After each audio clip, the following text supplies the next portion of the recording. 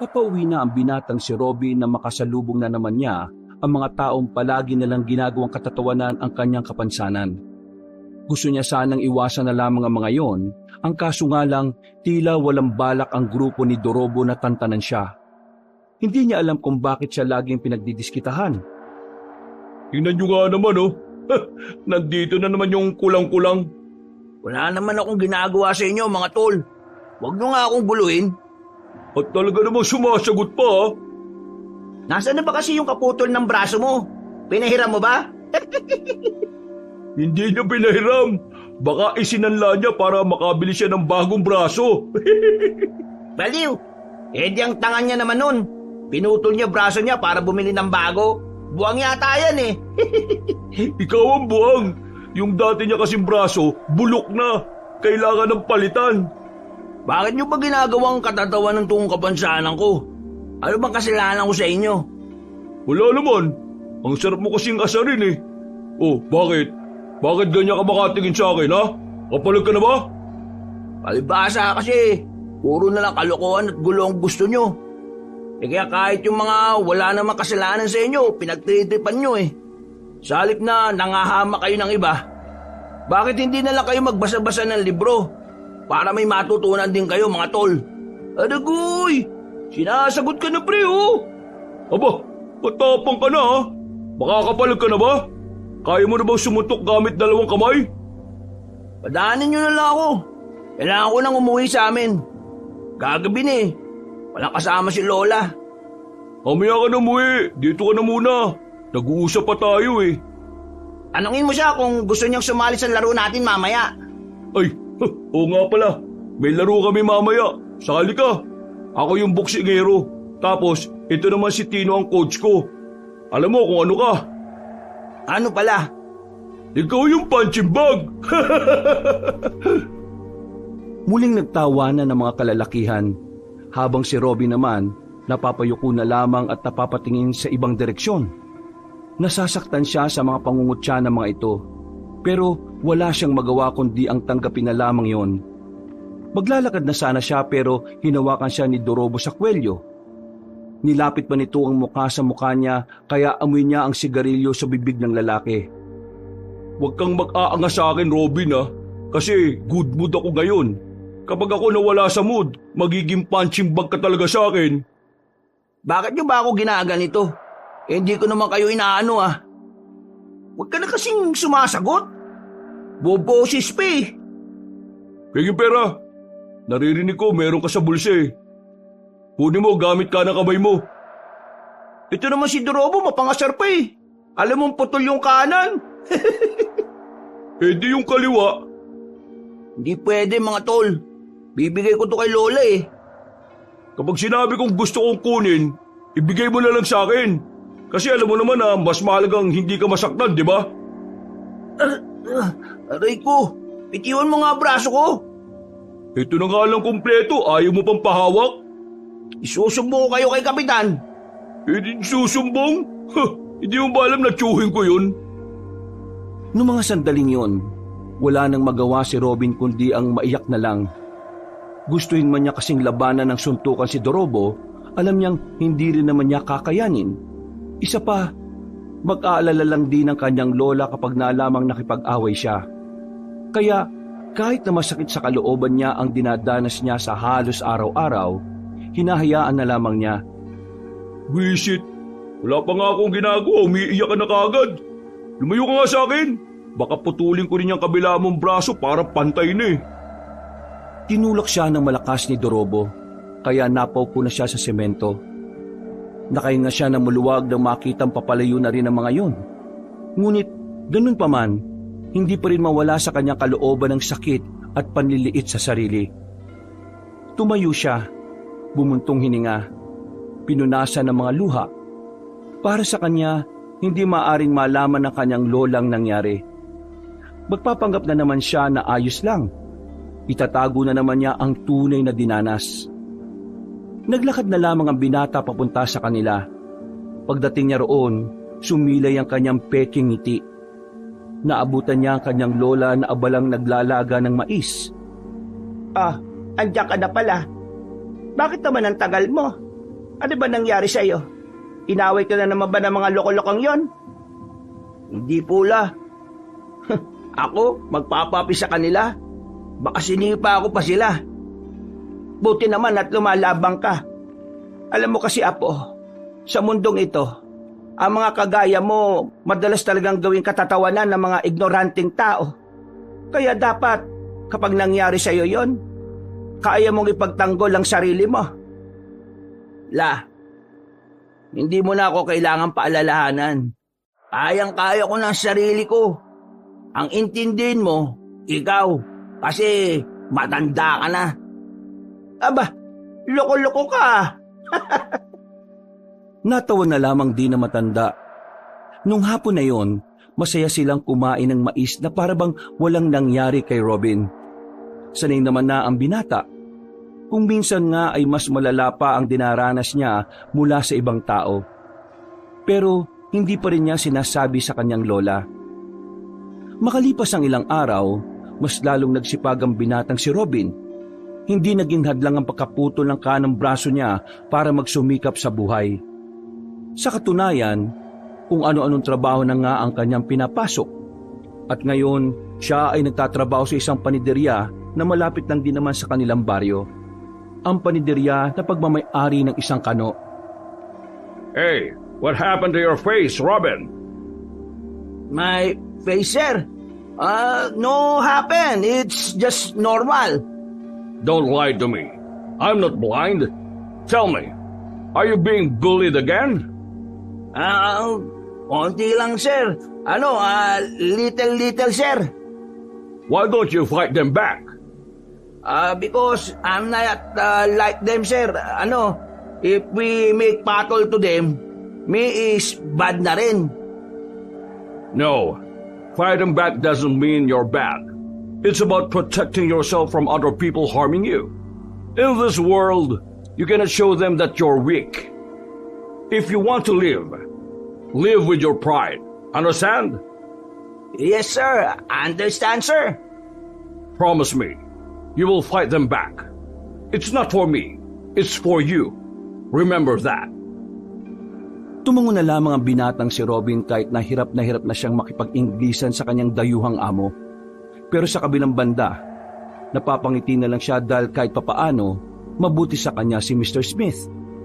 Kahit na ilang linggo pa lang siya roon, hindi niya nararamdaman na kakaiba siya sa lahat. Kahit kasi ang mga kasama niya sa trabaho ay mabuti rin sa kanya. Makalipas ang ilang oras sa pagmamasa, natapos na rin ang kanyang trabaho. Umuwi siyang may mga dalang tinapay na sobra sa mga niluto nila. Pasipol-sipol pa ang binata habang naglalakad pa uwi. Napatigil siya nang matanaw sila ni Dorobo. Meron na namang pinagdidiskitahan ng mga yon. Pero laking pagtataka niya nang makita na ang isa sa mga kasama nito ang nakaupo sa gitna at napapalibutan. Lumapit siya ng bagya para marinig ang usapan ng mga yon. Wala ka rin kwenta eh. Isinali ka namin sa grupo namin kasi akala namin pwede kang asahan. Duwag ka rin pala. Pero mahirap kasi yung pinagagawa nyo sa akin eh. Hindi ko kaya magnakaw. Mampuli pwede pa pero magnakaw hindi. Anong mahirap? Kukunin mo lang naman habang hindi nakatingin eh. Hindi pagnanakaw tawag doon. Ang tawag doon, diskarte. Hindi ko talaga kaya eh. Pasensya na. Huwag yun na ako tanggalin. Hindi namin kailangan ng duwag at walang kwentang miyembro. Diyan ka na! Sinipa pa ni Dorobo ang binatang si Tino. Sumubsob pa ito sa lupa at saka naglakad paalis. Naiwan si Tino doon. Sinamantala na ni Robin ang pagkakataon na lapitan ito. Nagmamadaling tumayo si Tino nang bigla siyang lumitaw. Tila umaating maangas at siga. Hoy! Anong tinitingin-tingin mo? Papalag ka ba? Hindi mo na kailangan magpanggap sa harapan ko. Ayos lang naman sa akin na hindi ka siga, tol. Walang kaso. Pinagsasabi mo. Bigkusan kaya kita dyan. Nakita ko nangyari. Nakita ko kung paano kanila saktan. Alam kong sumali ka lang sa kanila para magpanggap na maangas. Magawa ka ba ng kwento? Lubuhin mo nga ako bago pa kita masuntok. Hindi may tatago ng mata ang katotohanan. Tignan mo, malapit ka lang umiyak oh. Anong malapit nang umiyak? Nasisiraan ka na yata ng bait eh. Sige na, tol. Umiyak ka na. Di naman kita uhusgahan eh. Di ako iiyak, no? Di ako kagaya mo na mahina. Sus, kunwari ka pa. Nangingilid na luha mo, tol. Umiyak ka na. Mas maganda nang nailalabas ang sama ng loob mo. Maya-maya lang, bigla na lang umiyak ang lalaking si Tino. Para itong bata na inagawan ng candy. Ang lakas ng iyak at ang ibang napapadaan ay napapatingin na rin sa kanila. Kaya kahit hindi naman gaano kilala ni Robin ang binatang si Tino, hinila niya yun paalis sa lugar na yun. Nakarating sila sa isang iskinita na walang gaanong dumaraan. O yan, diyan ka umiyak, tol. Walang makakakita sa'yo. Nina, tapos na ako umiyak. Yun na yun. Bakit? Ano bang gusto mo? Hanggang bukas? Ngayon naman, sabihin mo sa akin, tol. Bakit ka ba sumali sa kanila? Eh mukha namang hindi ka kagaya nila eh. Bakit ko naman sasabihin sa'yo? Tropa ba kita? Tropa? Ang pangit pakinggan. Kaibigan. Ano? Ako si Robin. Handang makipagkaibigan sa'yo, tol. Bakit ako makikipagkaibigan sa'yo? Dahil pareho tayong biktima ng kasamaan ni Dorobo. Di ako nakikipagkaibigan sa saan? Sa putol ng braso? Tol, ikaw nga iyakin, hindi naman kita inusgahan ah. Uy, huwag mong ipagsasabi sa iba na umiyak ako ah. Kung makikipagkaibigan ka sa akin. O bakit? Gusto mo akong maging kaibigan? Eh kasi wala akong kaibigan, tol eh. At kapag pumayag ka, ikaw ang una. Sigurado ka ba? Wala kang kaibigan kahit na isa? Wala nga. Lahat ng nakilala ko, pinagdidiskitaan lang nila ako eh. Mahirap makipagkaibigan kapag may kulang sa'yo. Kasi, yun ang lagi na napapansin nila. O ano, makikipagkaibigan ka ba sa akin o hindi? Kapag nakipagkaibigan ako sa'yo, ano naman mangyayari? Malamang, magkaibigan na tayo. At kung anong sikreto mo, sasabihin mo na sa akin. Ganun din naman ako sa'yo, tol. Biglang nanahimik si Tino. Bumuntungin nga siya at tumingin sa malayo. Naging kagaya mo rin ako sa dati naming tinitiran. Pinagdidiskitan nila ako. Sa hindi ko maalamang dahilan eh. Ngayon, lumipat kami dito sa baryo na to. Nakita ko sila Dorobo. Natakot ako sa kanila kasi maangas at siga sila eh. Ay ang ginawa ko, sumali ako sa kanila. Di ba nga sabi nila, if you join them, beat them. Ha? Parang may mali yata, tol eh. Basta ganun. Basta sumali ako sa kanila para magmukha rin akong maangas. Para hindi malata ang kahinaan ko. Para walang lumapit sa akin para mambuli. Pero hindi ko nakala na kahit anong gawin ko, lalabas at lalabas pa rin ang pagiging mahina ko. Hindi ko sila kayang sabayan. Kasi tol, hindi ka naman kagaya nila. Hindi ka masamang tao. Kaya kahit anong gawin mo talaga, lalabas yung totoong ikaw. Alam mo, ako, mula pagkabata ko, danas ko na yung pangungutya. Itong putol kong braso, ito palaging usapan ng mga kalaro ko dati. Pati nga rin yung mga magulang nila, ginagawa rin akong katatawanan. Halos araw-araw. Walang araw na hindi ako makakarinig ng panglalait. Madalas din ako mabuli, mabugbog, masaktan at kung ano-ano pa. Pero alam mo kung anong ginawa ko? Ano? Pinakita ko lang talaga kung sino ako.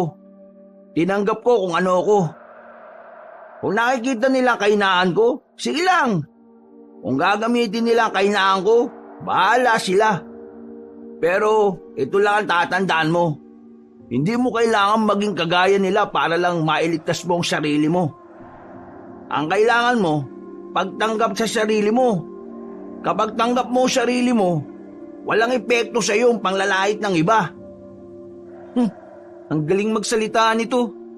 Ikaw nga din umiiyak eh. Uy, nasasaktan ka rin sa panglalait ng iba, no? Ano walang epekto? Hindi sapat na tanggap mo lang ang sarili mo. Dapat mahal mo rin ang sarili mo para kaya mo ipagtanggol ang sarili mo sa iba. Alam mo, yung mga sinabi natin, yan yung mga bagay na di natin magawa. Bakit kaya hindi na lang natin gawin ng sabay? Gawin ng sabay? Inilahad ni Robin ang kanyang kamay, tanda ng kanyang pakikipagkaibigan. Hindi rin naman nagdalawang isip ang binatang si Tino. Nakipagkamay na rin ito kay Robin. Napangiti ang dalawa. Ang hapon na yon ang naging simula ng kanilang pagkakaibigan. Tuluyan nang iniwan ni Tino ang barkadahan niya kina Dorobo. Sa paglipas ng mga araw, palagi nang magkasama ang dalawa. Kung nasa ng isa, naroon din ang isa. Sa katunayan, nagkaroon ng interes si Tino na pumasok din sa paniderya. Kaya hindi naman nagdalawang isip si Robin na ilapit si Tino sa kanyang boss. Mr. Smith, this is Tino, my new friend. Tino, like the paninderya and Tino want to work here. If, may bakante, vacant. So you have a friend now. But last time I saw this face together with the bullies. And now he's your friend? Tino make a change to his life. He fake to be maangas. Yes, I once bully of him, but that's not the real me. I joined their group because I thought they can protect me. But unfortunately, they kicked me out.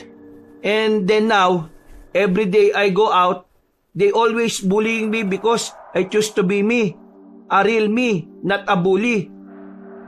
Ang bira naman, tol. Marunong ka naman palang mag-English eh. Mas naiintindihan pa nga yan ni Mr. Smith. Mahilig kasi ako magbasa-basa ng English na libro. So, you're telling me that you finally develop a good character? Yes, sir. Okay, from now on, you and Robin are partners. Starting tomorrow, you work here, Robin. Train him. Tell him all the things that he need to learn. Okay? Understand? Yes, sir. I understand, sir. Naglakad na si Mr. Smith. Tuwang-tuwa naman ang dalawang binata ng mga sandaling yon. Lumabas na rin sila ng paninderya na hindi mawala-wala ang ngiti. Apir tayo dyan! Ayos! Sabi ko na nga matatanggap ka, tol. Pinakita mo ba naman ng maki-English ka eh? Hindi rin naman tamang English ko eh.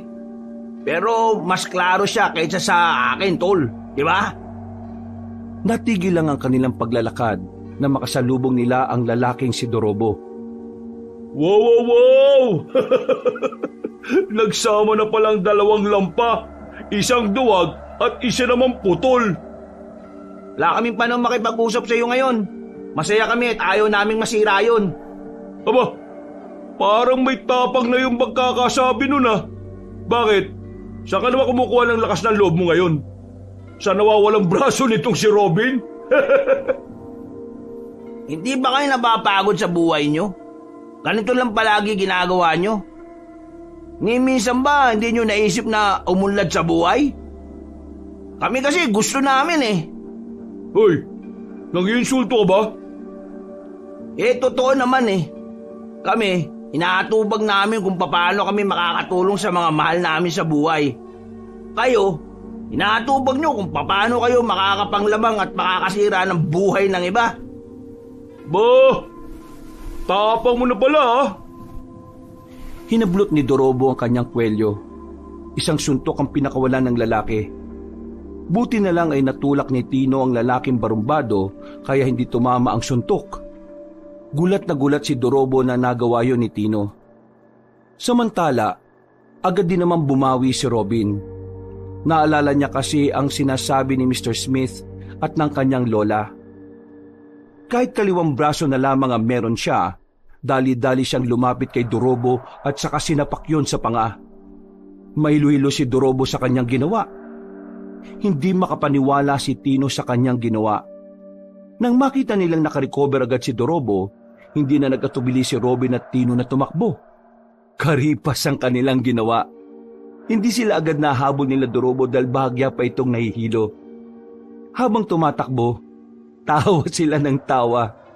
Unang beses lang kasi nilang nakita na parang muntikan ng tumaob ang barumbadong lalaki. Nagtago sila sa gilid ng poste para makapagpahinga. Nakita nilang tumatakbo sila Dorobo patungo sa ibang direksyon, kaya nakampante na sila.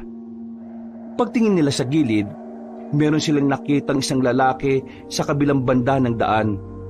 Naglalaway, nanlilisik ang mga mata.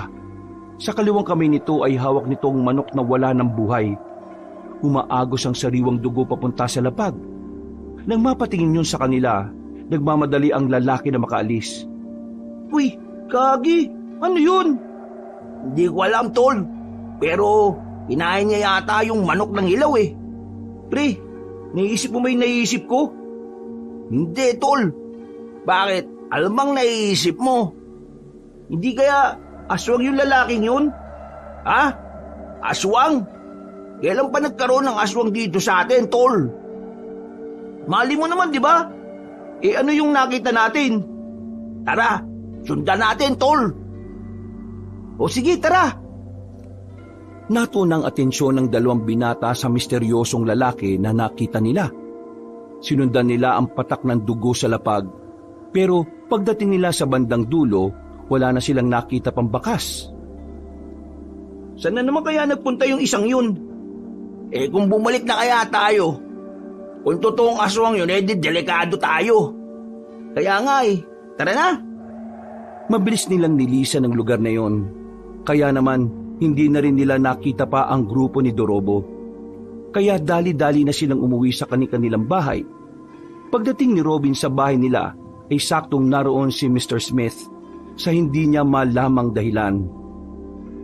Oh, you're here, Mr. Smith. Are you looking to me? Oh, yeah. I'm here just for you. What I need to do? Is there a problem? Nothing. I'm just checking if you are okay. I'll go ahead. Nagmamadali si Mr. Smith na parang nahihiya. Napapakamot na lang sa ulo ang binatang si Robin. Akala niya ay may nasabi siyang hindi maganda. Wala, ang problema ni boss. Bakit siya nagpunta rito? Kagaya nga na sinabi niya, inaalam niya lang kung nasa maayos kang kalagayan. Alam mo naman yon, maalalahanin sa mga tao niya. Ganun ba? Bakit ganyan ang ngiti mo? Ha? Aling ngiti? Ikaw la, may hindi ka yata sinasabi sa akin Ano ka ba? Huwag ka nga mag-isip ng kung ano dyan. Magkaibigan lang kami ni Mr. Smith. Wow, wala naman akong sinasabi Bakit yan agad ang sinasabi mo? Ay naku, mabuti pa, kumain ka na lang. Dumidiskarte ka, no? Ayos lang yan, la. Wala namang asawa si Mr. Smith at mabait naman siya. Hoy, tumigil ka nga. Para kang siraulo sa sinasabi mo, Natatawa na lamang si Robin noong mga sandaling yon. Pero nawala ang kanyang ngiti nang maalala ang ginawa kay Dorobo. Batid niya na sa mga susunod na araw ay lilit ang kanyang mundo. Kilala niya ang lalaking yon na hindi titigil hanggat hindi nakakaganti. Sa mga sandaling ito, habang nakatingin siya sa kisame, tila ba nagsisisi siya kung bakit niya sinuntok ang panga ni Dorobo. Pero wala naman na siyang magagawa. Kailangan niyang harapin ang mga mangyayari. Lumipas pa ang mga araw at matagumpay niyang naiiwasan ang presensya ni Dorobo. Ganon din naman ang kanyang kaibigan na si Tino. Kahit na papaano, hindi sila napapasangkot sa kahit na anong gulo. Hindi rin kasi sila pinababayaan ni Mr. Smith. Habang inaabangan sila ni Dorobo, pinahatid naman sila na matandang kano. Kahit kasi may edad na, talagang matipuno pa rin ang katawan ni Mr. Smith. Makikita na alagang-alaga nito ang katawan. Tol, bilisan natin maglakad. Baka mamaya sinusundan na naman tayo ng mga loko. Sayang nga kasi, di tayo natin ni Mr. Smith. May lakad yun ngayong hapon Bahala na muna tayo sa sarili natin. Gagi, yun na sila Naamoy na naman yata tayo. Ayun yung mga gunggong Abulin nyo! Dahil sa takot na baka mabugbog ng mga barumbadong lalaki, Dali-daling tumakbo ang magkaibigang Robin at Tino. Kung saan-saan sila sumuot. Hindi na nga nila namalayan na nakarating na rin sila sa kagubatan. Nakikita nilang nakasunod pa rin ang mga yon, kaya tumawid na sila sa hanging bridge. Napansin nilang takot pala si Dorobo sa matataas na lugar, kaya hindi na ito tumuloy sa kanila. Kapag naabutan ko kayo, babasagin ko ang mukha ninyo! Lalong-lalo ka na, putol! Wala akong kasalanan sa'yo. Ginawa ko lang yun para ipagtanggol ang sarili ko. Wala akong pakialam sa dahilan mo. Basta kapag nahawakan kita, asahan mo matatabunan ng mga yan na mukha mo. Uy, Dorobo! Tumigil ka na kasi. Bakit ba hindi ka nalang bumait kagaya ko? Wala ka namang mawawala sa ginagawa mo eh. Kaya ka walang syota kasi ugali mo masama. Yang si Satanas sa'yo. Aba, bumoboses ka na rin oh.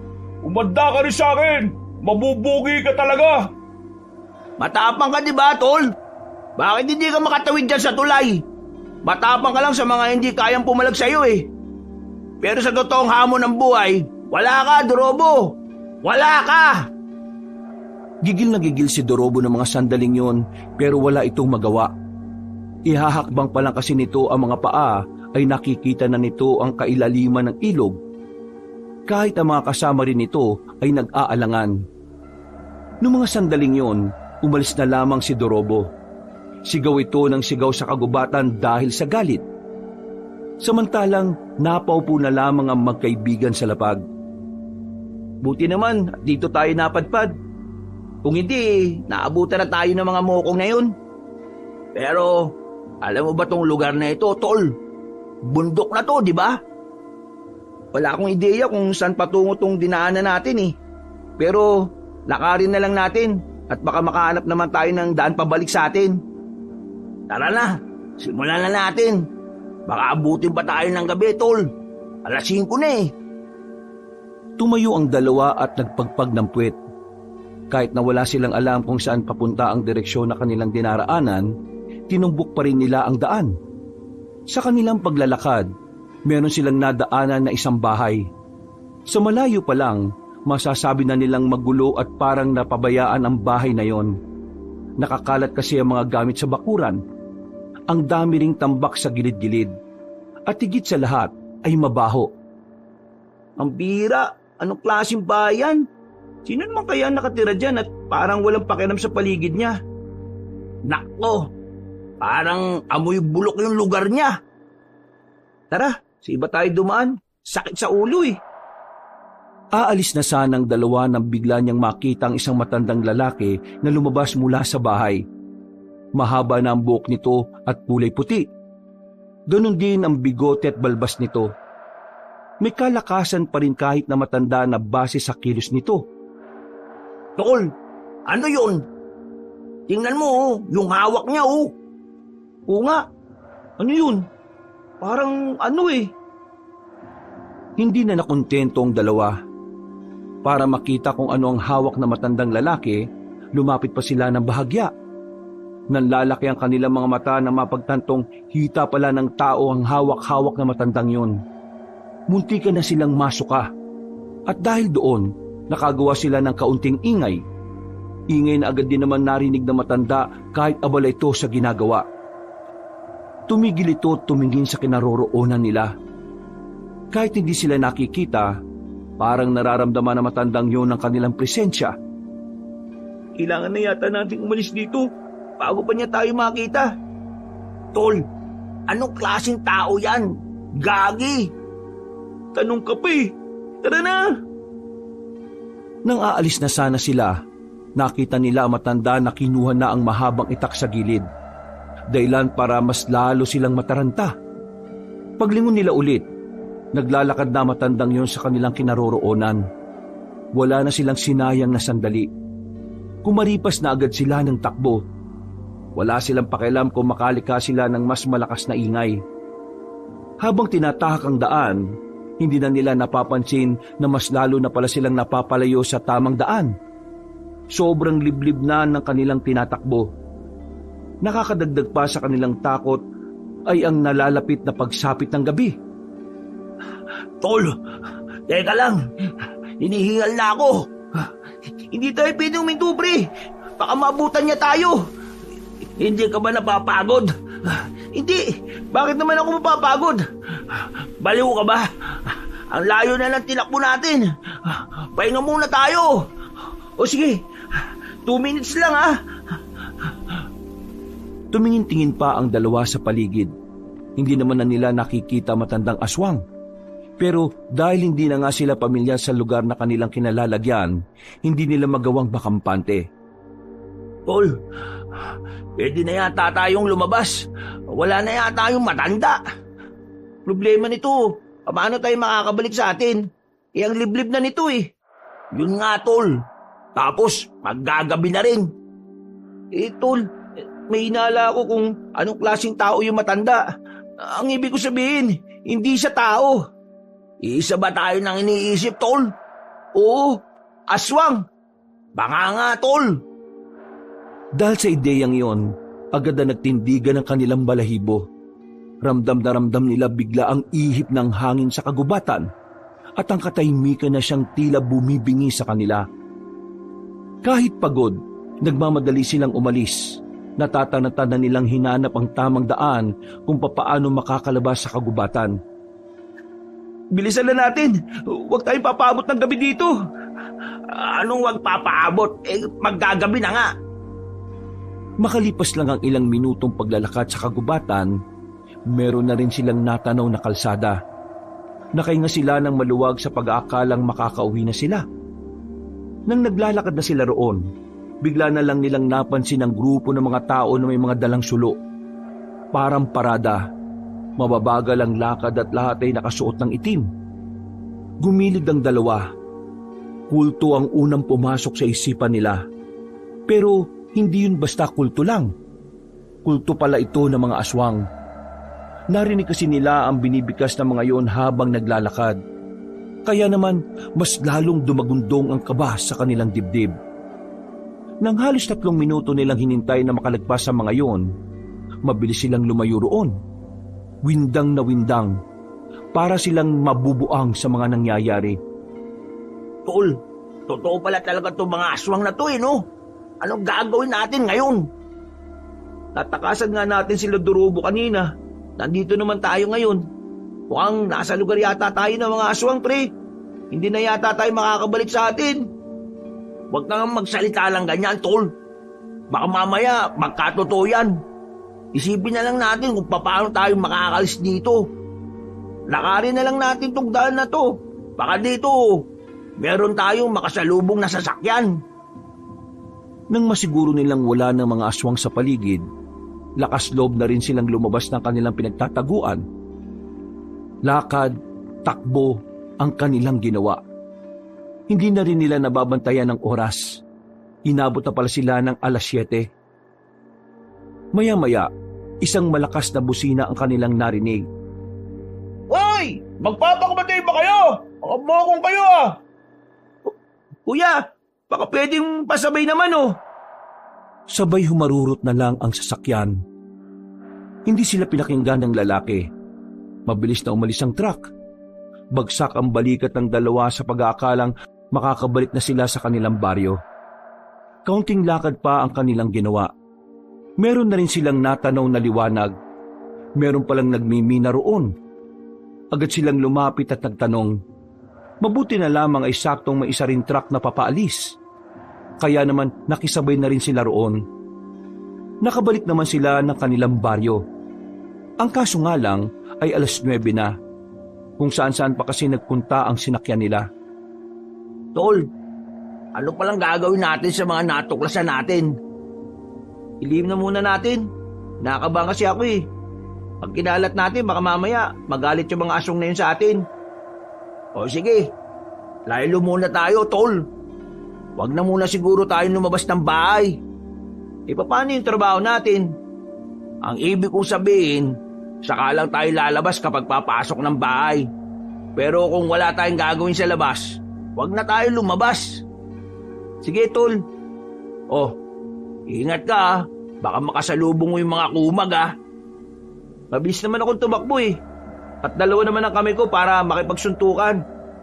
Hoy, tol! Nangasar ka ba? Joke lang naman. O sige na, uwi na ako. Tinapik na lamang siya sa balikat ni Tino. Napapailing na lang siya habang pinagmamasdan papalayo ang kanyang kaibigan. Pagpasok niya sa kanilang bahay, ay inabutan niyang nakahain na ang pagkain niya. Pero ang kanyang lola ay nakahiga na at natutulog. Napapangiti na lamang siya. Kahit kasi malaki na siya at nasa tamang edad na, inaasikaso pa rin siya nito. Huwag kang mag-alala, Lola. Kapag ako nagkaroon ng maraming pera, ititira kita sa mas magandang bahay. Kinabukasan ng umaga, papasok na naman si Robin sa panaderya. Panibagong kaba na naman dahil iniisip niyang baka makasalubong na naman niya si Dorobo at ang grupo nito. Hindi na naman siya natatakot kung makikipagsuntukan siya. Umiiwas lang talaga siya sa gulo dahil ayaw niyang bigyan ng problema ang kanyang lola. Dinala mo na ba yung baon mo? Naipasok mo na ba? Ay, opo, Lola. Nandito na po sa loob. Ipinasok ko na po. Marami pong salamat, La. Mukhang mabait ka yata ngayon. No ka ba, La? Lagi naman po akong mabait eh. Ay, oo na. Sige na, umalis ka na. At baka mapagalitan ka pa ni Mr. Smith.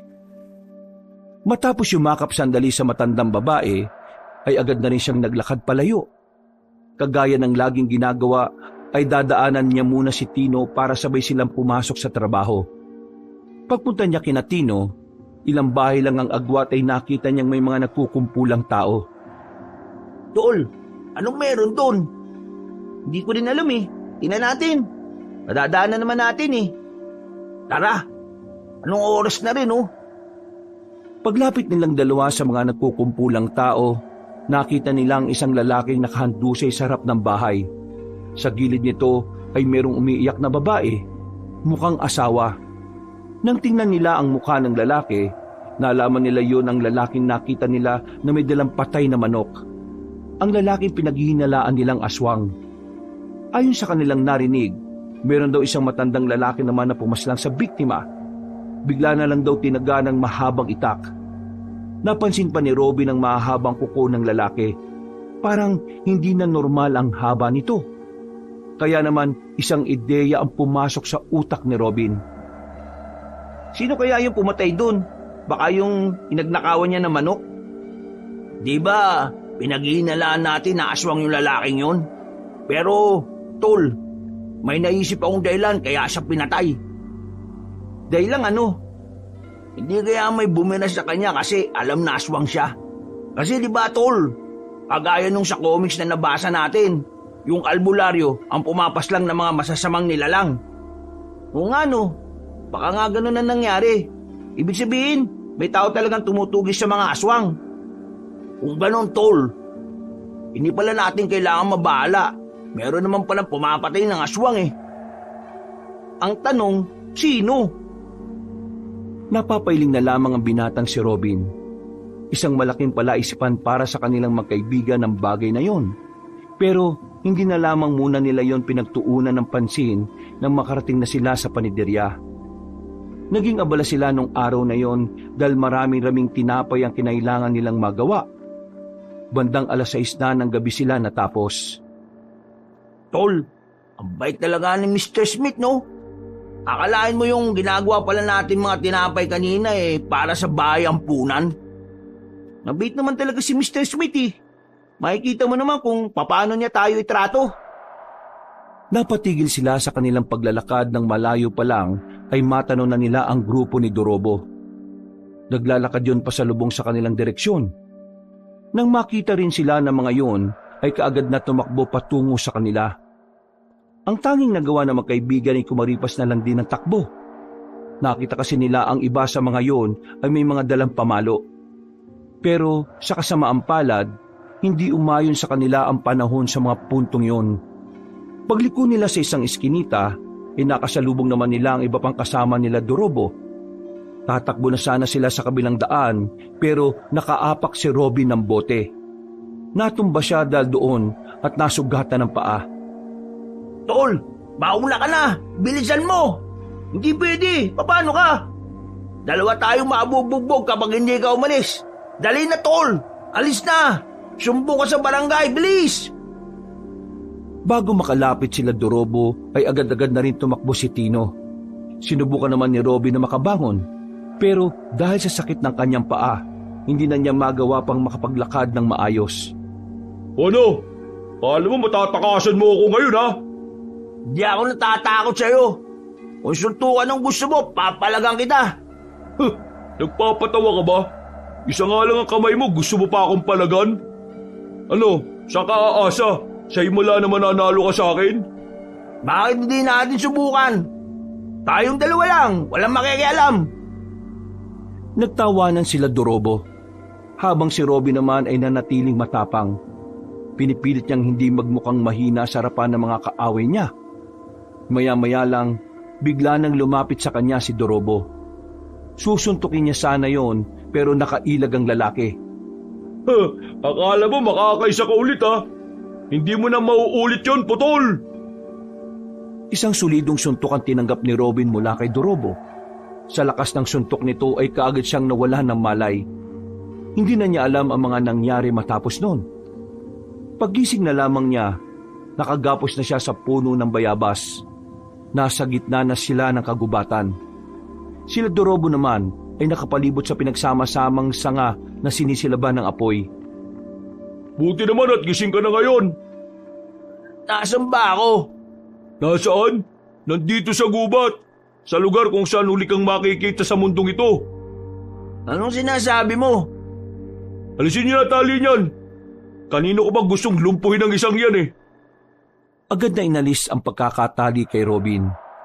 Kinuha ni Dorobo ang 2x2. Pinalo agad dito si Robin. Naisalag ni Robin ang kamay niya pero sa pangalawang palo, bumagsak na siya. Hilong-hilo.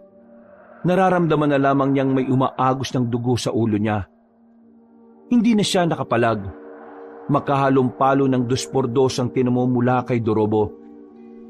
Noong mga sandaling yon, napagtanto ni Robin na ibang Dorobo ang naroon. Ang bersyon ni Dorobo na tila walang halaga rito ang buhay ng iba. Inasabi ko naman sa iyo eh.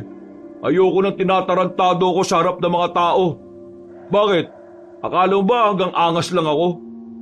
Kaya-kaya kitang patayin, Robin. At ito ang gagawin ko ngayon. Lupaypay na si Robin. Hindi na niya maigalaw ang katawan niya.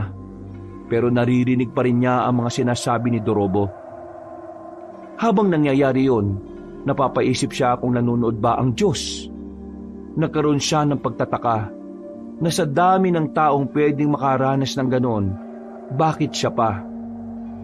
Siya pa na wala namang ginagawang masama. Bago tuluyang pumikit ang kanyang mga mata, may naitanong pa siya sa Diyos. Anak din ba ang turing mo sa aming mga may kapansanan? Oo, bakit ganito ang kapalaran namin? Tuluyan nang nawala ng malay si Robin. Ang unang pumasok sa utak ni Dorobo ay patay na ang binata. Sige na, buhatin niyo na yan. Itapon niyo na sa ilog. Dinala nila ang katawan ni Robin sa ilog at doon ay pinaanod. Patawa-tawa pa ang mga yon na parang wala lang nangyari. Samantala, inanod naman ang inanod ng katawan ni Robin patungo sa kung saan. Buong akala niya rin ay patay na siya noon. Pero nang magising siya ay maliwanag na ang paligid. May naririnig na siyang tumitilaok na manok. May naaamoy siyang nagluluto. Ang bahay naman na kanyang kinalalagyan ay hindi pamilyar sa kanya. Agad siyang napabangon. Pero napaiga ulit nang maramdaman ang mga galo sa katawan. Lalong-lalo na ang kanyang ulo. Dito na niya naalala ang mga nangyari. Nagsarado ang kanyang mga kamao nang maisip si Dorobo at ang ginawa nito sa kanya. Kumusta ang pakiramdam mo, iho? Sino ka? Yan talaga ang bungad mo matapos kitang sagipin at gamutin. Kayo ang nagligtas sa akin? Nakita kitang palutang-lutang sa ilog na yon, kaya kinuha kita. Marami kang galos. May sugat ka rin sa ulo. Hindi naman masama ang ugali ko kaya tinulungan na rin kita. Ano bang nangyari sa'yo? May mga grupo ng lalaki nagdala sa akin sa kagubatan at binuhat nila ako. Akala ko mamamatay na ako eh. Sa katunayan, hindi ko rin inakala na buhay ka pa. Sa layo ng pinagmulan mo, tinagos ka papunta rito. Imposible na mabuhay ka, lalo na't may mga sugat ka at bugbog ang katawan mo. Maswerte ka, may himala. Biglang napaisip si Robin. Naalala niya ang huling sinabi niya bago siya nawala ng malay. Nakaramdam siya ng konsensya dahil sa pagdududa niya sa Diyos. Tawagin mo na lang akong Mang Ekong. Bahay ko ang kinalalagyan mo. Bakit parang ikaw lang naman ang nakatira sa lugar na ito? Oo, ako nga lang. Teka. Hindi ka naman siguro aswang ano? Kung aswang ako, edi sana'y nakalaga ka na. At yung mga laman loob mo ginawa ko ng sinigang o kaya sisig. Akala ko aswang ka eh. Akala ko rin doon sa mga lalaking sinasabi mo lang ikaw natatakot. Sa mga aswang din pala. Bakit? Nakakita ka na ba ng aswang? Mga aswang, oo. Nakakita na ako. Saan? Nang misang inabol kami ng mga bumugbog sa akin. Nakarating kami sa isang bundok. Noong una, meron kami nakitang bahay. May matandang lalaki doon. Mahabang balbas at bigote niya. Tapos, nagulat na lang kami nang makita naming may bit-bit siyang hita ng tao. Inabol niya kami pero nakatakas naman kami. Nang marating naman namin yung kalsada, nakita naman namin yung parada ng mga aswang. Meron silang mga sinasabi na hindi namin naintindihan. Ang naintindihan lang namin yung sinasabi nilang mga aswang sila. Kayo po ba? May alam po ba kayong mga aswang? Umupo ang matandang lalaki sa upuan na nasa harapan ng papag. Naglabas ito ng sigarilyo at sandaling humithit. Nakikita mo ba yung mga nakasabit na sandatang yan? Yang mga yan ay ginagamit ko. Ibig sabihin, pumapas lang ka ng mga aswang? Tumutugis ako ng aswang. Binata pa lang ako, gawain ko na ito. Sa katunayan, meron akong pinaslang na aswang nito lang. Isang lalaking aswang sa baryo ng Malolos. Teka, sa baryo ng Malolos? Taga roon ako eh.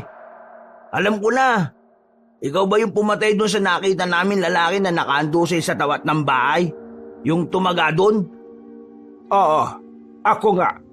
Pinaslang ko na siya bago pa siya makapagdulot ng problema sa mas marami.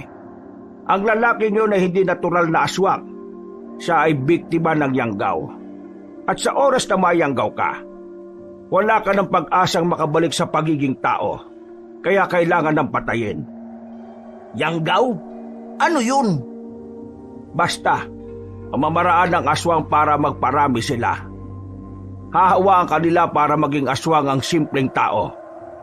Hindi ko inakala na ganito pala ang mga aswang. At totoo pala talaga sila. Maniniwala ka ba kung sasabihin ko sa iyong may binabalak silang masama sa probinsyang ito? Bakit?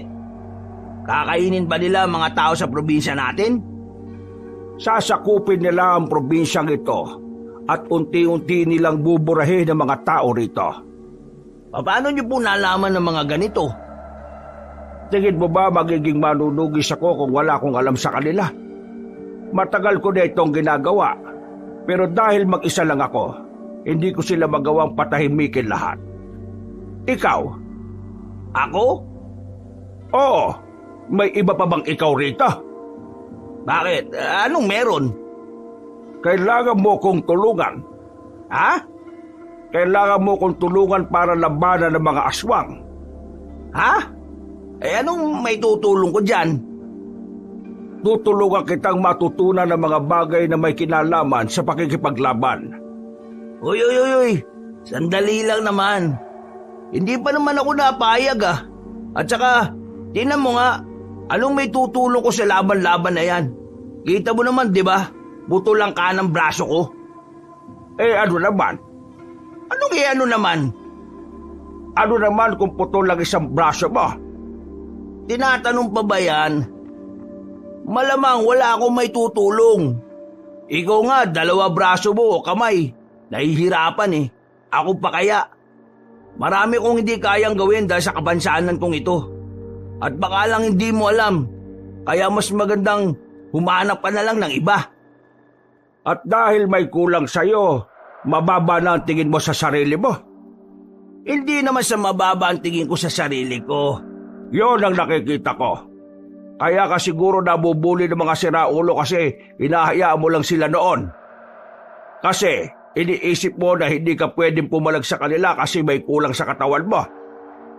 Alam mo, hindi naman nakapansanan mo ang problema kung bakit ka nanliliit eh. Kundi yung takbo ng utak mo ang dapat mong ayusin. Kasi kung ikaw mismo bababa ang tingin mo sa sarili mo, ano pa nga asahan mo sa iba? Kung ano ang trato mo sa sarili mo, ganon din ang trato nila sa iyo. Hindi na nakapagsalita si Robin. Nakaramdam siya ng lungkot at tiya sa kanyang sarili. Aminin man niya kasi o hindi, tama naman ang mga sinabi na matanda. Matagal na panahon na niya rin kasing hinahayaan ng mga taong nang aapi sa kanya. Matagal na panahon siyang nanahimik at umiintindi. O bakit ka natahimik? Tama ako, no? Oo, tama ka na. Sabihin na nating kaya ko naman.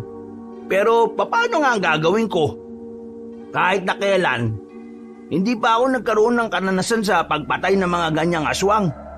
Tsaka, bakit mo ba ako pinipilit? Wala ka namang ibang mahanap? Ang totoo niyan, marami na akong nakasama.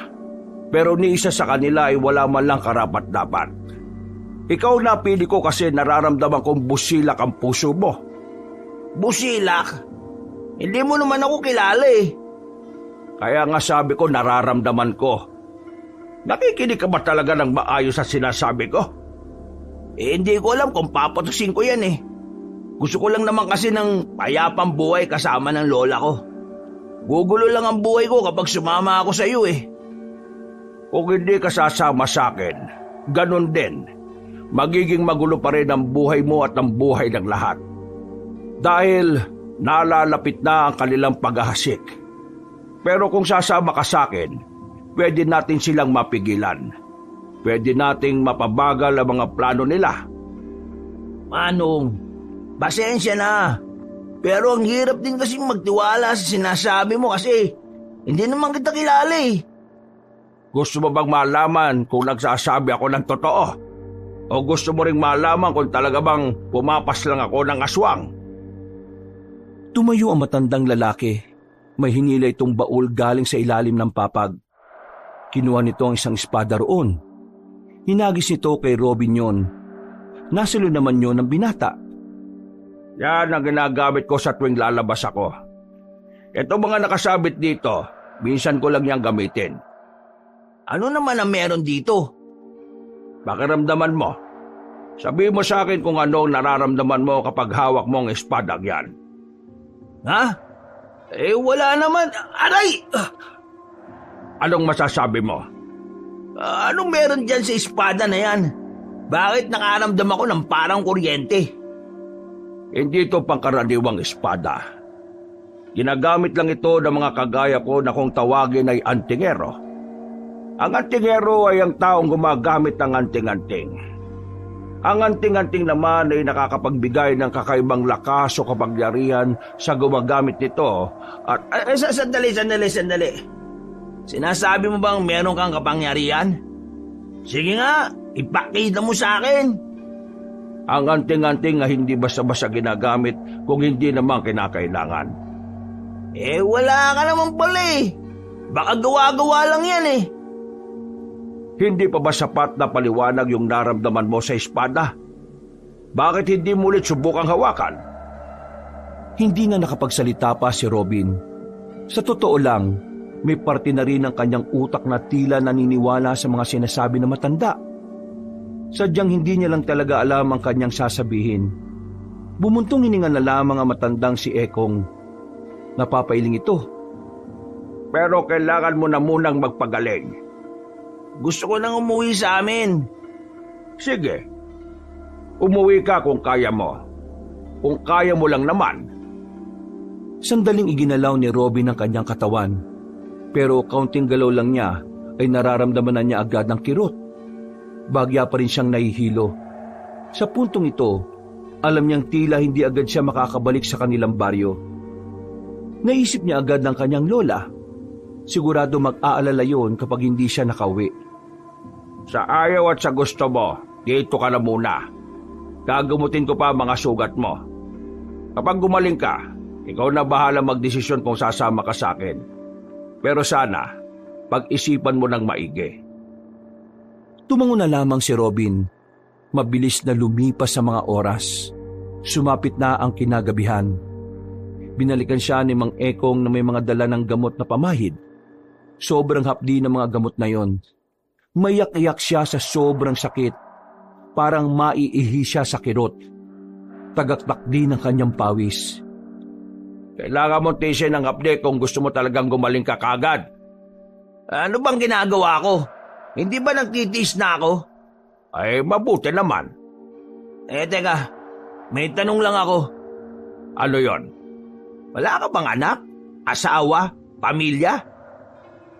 Biglang umiti na mapait si Mang Ekong.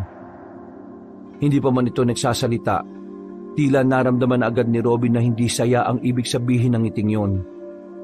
Bumuntong hininga si Mang Ekong. May kinuha itong pitaka. Inilabas ang dalawang larawan. Larawan ng isang batang babae at ng isang babae na maganda.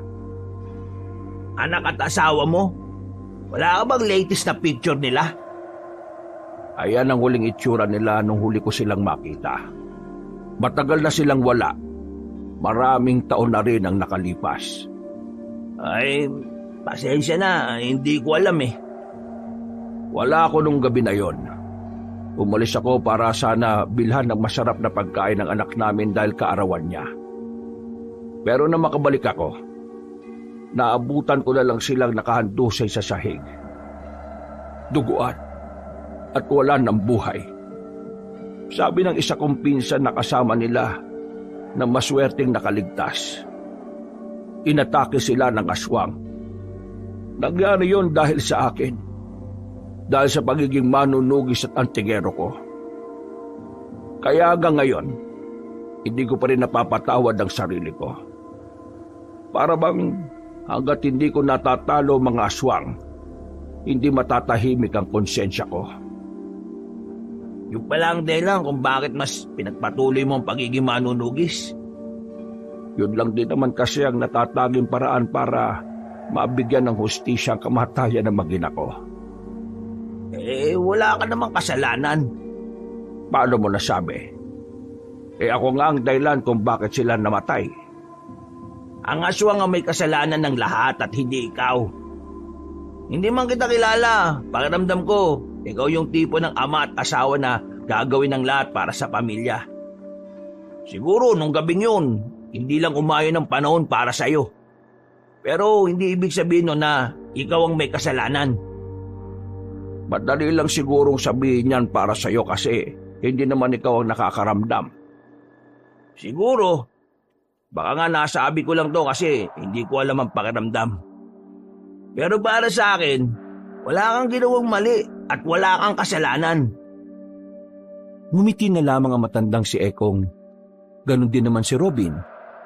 Nung gabing yun, pakiramdam ni Robin ay matagal na niyang nakita ang ngiting yun. Pakiramdam niya ay matagal na niyang kilala si Mang Ekong. Dahilan para unti-unti siyang maging komportable. Gumaan ang kanyang pakiramdam. Kinaumagahan, paggising ni Robin, nagtataka siya dahil nagagalo na niya ang katawan niya. Isang araw lang, unti-unti na agad naghilom ang iba niyang mga sugat. Kakaunting kirot na lang din ang nararamdaman niya sa kanyang ulo. Bumangon siya. Nakita niya si Mang Ekong sa labas na naglalaga na ng karne.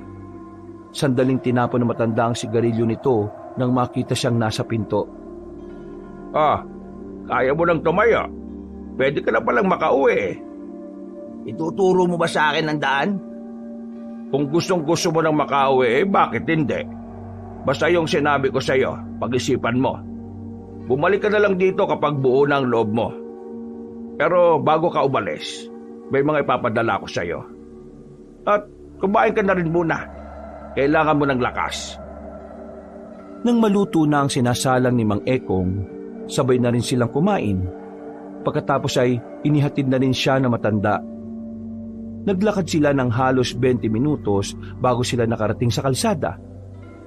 Yung mga pinadala ko sa'yo, kakainin mo yon para mas madaling maghilom ang ibang mga sugat mo. Pati na rin yung mga lamog. Oh, iwanan na kita. Hintayin mo na lang kung may dadaan na sasakyan. Mang Ekong, Oh, maraming salamat po ay walang anuman. Hindi ko po alam kung bakit ang bait niyo sa akin pero babawi ako balang araw. Hindi ako mabait sa'yo. Kailangan ko lang talaga ng makakasama sa laban ko sa mga aswang. Nang may dumaan na rin jeep, ay agad na nakasakay ang binatang si Robin. Iika-ika pa siyang lumakad pero kaya na niyang kumilos. Halos kalating oras din ang kanyang biyahe at nakarating na rin siya sa bungad ng kanilang baryo. Huminga siya ng malalim. Nag-iisip na siya ng idadahil niya sa kanyang lola. Maya-maya lang ay nakarating na rin siya sa kanilang bahay. Pero nagtataka siya kung bakit wala sa bakura na matanda. Agad naman siyang lumapit sa pintuan. Nakabukas lang yon. Sa hindi malamang dahilan, nakaramdam na lang siya ng kaba. Lalabas na sana siya ng kanilang bakura nang biglang makita niya si Tino. Lumuwag ang kanyang pakiramdam nang masigurong nakaligtas ng maayos ang kanyang kaibigan. Tino! Uy, Robin! Gagi! Ayos ka lang ba? Ang dami mong galos Anong ginawa nila sa'yo? Bakit iika-ika ka maglakad? Saka ako na ikukwento sa'yo, tol. Gusto ko lang malaman kung alam mo ba kung nasaan si Lola. Si Aling Pasita? Oh, bakit? Nasa ospital si Aling Pasita kagabi pa. Ha? Anong nangyari sa kanya, tol? Pre, baka mabibigla. Kasama si Lola Pasita sa inatake ng aswang. Papunta kasi siya sa istasyon ng pulis kagabi para humingi ng tulong dahil nga hindi ka umuwi. Bigla silang inatake ng aswang Lahat ng nakakasabay nilang maglakad, nakadamay din. Basta, marami silang nasugatan. Sige tol, samahan mo ko. Mabilis silang pumara ng tricycle. Hindi pa man nakakapagpahinga sa mga nangyari sa sarili niya, kagad na rin silang nagtungo sa ospital. Pinuntahan nila ang silid na matanda. Inabutan nila yung natutulog. Ang sabi sa kanila ng doktor ay stable na ang kalagayan ng matanda. Nakahinga naman ng maluwag si Robin. Napaupo na lang siya sa gilid kasama si Tino. Bakit biglang nagkaroon ng aswang dito sa atin, tol? Hindi ko rin alam Basta bigla na lang daw lumitaw. Merong isa na nakuha sa kanila. Hanggang ngayon, hindi pa rin natatagpuan. Wala nang balita kung ano na nangyari. Mukhang nagkakatotoo na nga yung sinasabi ni Mang Ekong Sinong Mang Ekong? Basta, tol. O, isa ka pupunta. Hahanap ako ng pera para mabayaran lahat ng mga bayarin dito sa ospital. Bayad na to. Sinagot na ni kapitan natin ang lahat ng gastusin. Mabuti naman kung ganon. Tol, ikaw na munang bahala kay Lola. Sabihin mo, nakabalik na ako para di siya mag-alala. Naghanap lang kamo ako ng pera. Isan nga naman ang punta mo. May kailangan kong makausap na tao. Sige na, tol. Kahit na miss na niya ang kanyang lola, pinili na muna niyang balikan si Mang Ekong. Napagtanto niya kasing mas mainam nang tanggapin niya ang alok nito nang sa ganun ay magkaroon din siya ng kakayahan na protektahan ng kanyang lola. Bakit nandito ka na kagad? Mang Ekong, nakapagdesisyon na po ko. Asama mo na ba ako? Opo. Bakit naman bigla ka nakapagdesisyon? Napasama po yung lolo ko sa mga inatake ng aswang sa lugar namin kagabi. Naisip ko lang na kailangan kong protektaan ng lola ko. At hindi ko yung magagawa kung wala akong lakas ng loob at kung wala akong kaalam-alam kung paano labanan ng mga aswang. Kung papayag ka na pala, marami akong ipapaliwanag sa iyo. Mga bagay na dapat mong tandaan sa pagiging antingero. Antingero? Magiging ganun po ba ako? Halika, sumama ka sa akin. Naunang naglakad ang matandang lalaki at nakasunod lang si Robin dito. Makalipas ang halos 10 minutong paglalakad, narating na rin nila ang sapa. Sa gilid ng sapa, may maliit na kuweba. Hindi kakasya ang tao kung hindi ito gagapang. Seryoso? Dadaan tayo dyan? Ano ba talaga ang gusto mo ipakita sa akin? Nasa loob nito ang isang anting-anting na matagal lang naghihintay ng amo. Sumunod ka sa akin. May mga galos pa ako eh. Masakit pa rin konti. Tiisin mo! Gumapang na si Mang Ekong. Napapailing na lamang si Robin pero sumunod na rin siya sa matanda. Nang malagpasan nila ang masikip na lagusan, nakatayo na rin sila sa wakas. Nasa malawak na parte na sila ng kuweba. Tulungan mo ako itulak ang batong ito. Ang bigat naman ito. Nang maalis na nila ang batong naroon, bumungad sa kanila ang kwintas na may palawit na buwan. Kulay pilak ito. Nanlalaki ang mga mata ni Robin nang makita niyang maliwanag yon. Uy, Mang Ekong, anong nangyayari? Ibig sabihin lang nito, kinikilala ka ng anting-anting. Kunin mo siya.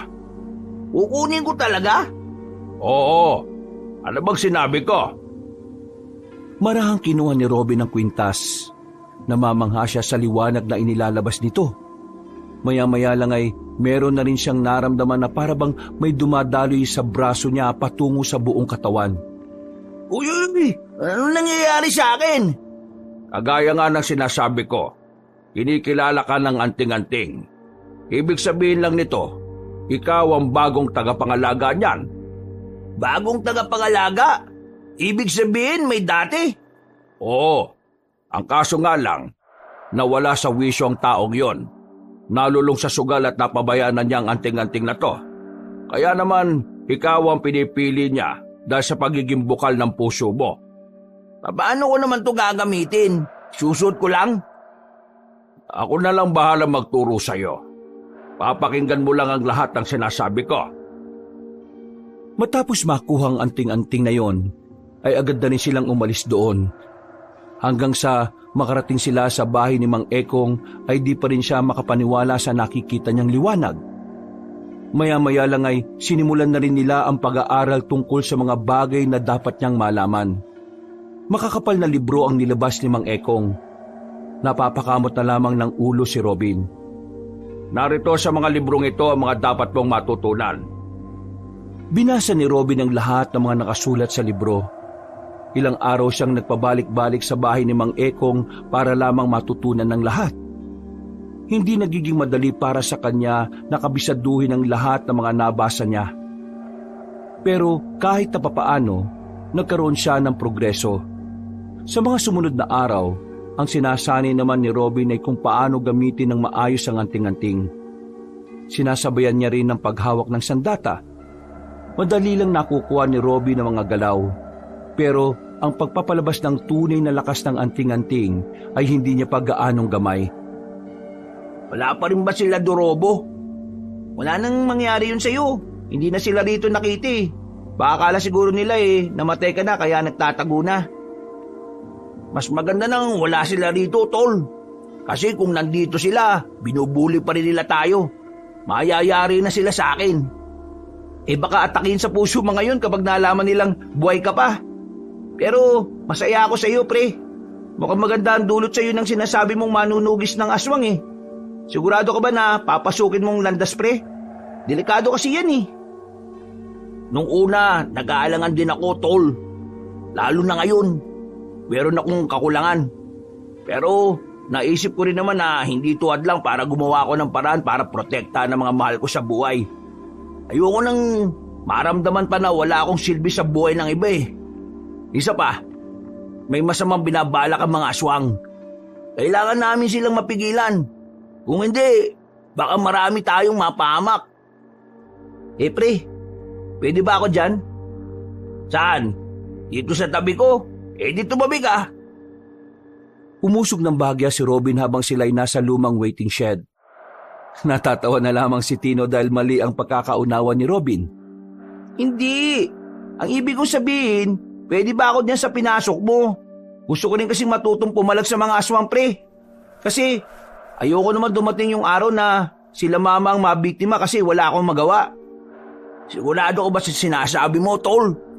Hindi kasi biro itong ginagawa ko. Buhay ang nakataya dito, tol. Ganun din naman eh. Kung wala akong gagawin baka mapahamak din ang pamilya ko kasi sabi mo nga, may masamang balak ang mga aswang. Kaya ganun na lang ang gagawin ko. Gagawa na lang din ako ng paraan. Kaya sige na, sama mo na ako dyan. Gagawin ko lahat para lang matuto. Kung ganon, sumama ka sa akin ngayon. Paano lola mo? Nagpaalam naman na ako sa kanya Naaalis ako ngayong araw. Isa pa, pupunta naman siya mamaya kay Mr. Smith Napapasin ko nga pala, pre. Yung lola mo parang may gusto kay Mr. Smith Hayaan mo silang matatandaan naman na sila Siya nga pala, tol. Anong sabi ni boss sa akin? Ilang araw na ako hindi nakakapasok Sabi niya, naghanap na rin muna siya ng kapalit natin. Bumalik na lang daw tayo kapag ayos na yung mga inaasikaso natin. Mabuti naman kung ganun. Matapos ang usapang yon, ay agad na rin silang bumiyahe. Nang makarating na sila, ay inabutan nila si Mang Ekong na nag-iinsayo gamit ang espada. Napatigil ito na makitang may kasamang ibang tao si Robin. Nagtataka si Mang Ekong na tumitig sa kanila. Kaibigan ko, siya lang yung nakakalam ng lahat ng ginagawa ko rito. Gusto niyang sumali sa ginagawa ko. Pwede ba siya? Magandang hapon po. Ako po si Tino. Agaya ni Robin, meron din akong pamilya na gustong protektahan. Gusto ko po sana na sumali para magkaroon ako ng kaalaman kung paano kakalabanin yung mga aswang na yon. Gusto mo sumali? Bakit? Tayo mo bang magsakripisyo para sa iba at hindi lang para sa pamilya mo? Para ho sa iba? Baka akala mo na ang pagiging manunugis o antingero para lang maprotektahan mo ang pamilya mo. Ito ay para mapigilan ang mga aswang para maprotektahan naman ang nakararami. Ngayon, gusto kong ulitin ang tanong ko sa iyo. Kaya mo bang mamatay para sa iba? Sandaling napaisip si Tino. Hindi nito inaasahan ang tanong na yon. Kaya nung una, hindi rin nito alam ang isasagot. Inakbayan siya ni Robin. Tumingin ito nang nakangiti sa kanya. Pamilya rin ang una kong inspirasyon kaya ako ito pinasok. Pero nung maunawaan kong panganib na maaaring gawin ng mga aswang na yon, saka ako naintindihan na kailangan din pala ako ng ibang tao, tol. Isipin mo na lang kung ano ang mangyayari sa oras na ang pamilya mo lang ang nakaligtas sa gulo, habang ang iba ay namatay. Hindi mo naman ako kailangan konsensyahin, pre. Kasi buo naman na loob ko Kaya ko magbuwis ng buhay para sa ibang tao. Hindi ako takot mamatay para sa nakakarami. Kung ganyan naman pala, wala tayong problema. Kunin mo ang isang itak na naroon sa pinto at lalabanan mo ko. Ha? Agad-agad? Gusto mong magsala, hindi ba? Kaya labanan mo ko. Napapakamot na lamang sa ulo si Tino. Sa hapon na yon, nagsimula ang pagsasanay ng lalaki. Habang si Robin naman, nagtungo siya sa kagubatan para subukan namang buhayin ang tunay na kapangyarihan ng kanyang anting-anting. Umupo siya sa malaking bato sa gitna ng kakahuyan. Ipinikit niya ang mga mata. Sinubukan niyang kumonekta sa kalikasan. Matinding konsentrasyon ang kanyang ginawa. Pero sa kasamaang palad, hindi pa rin naging aktibo ang tunay na kapangyarihan ng anting-anting.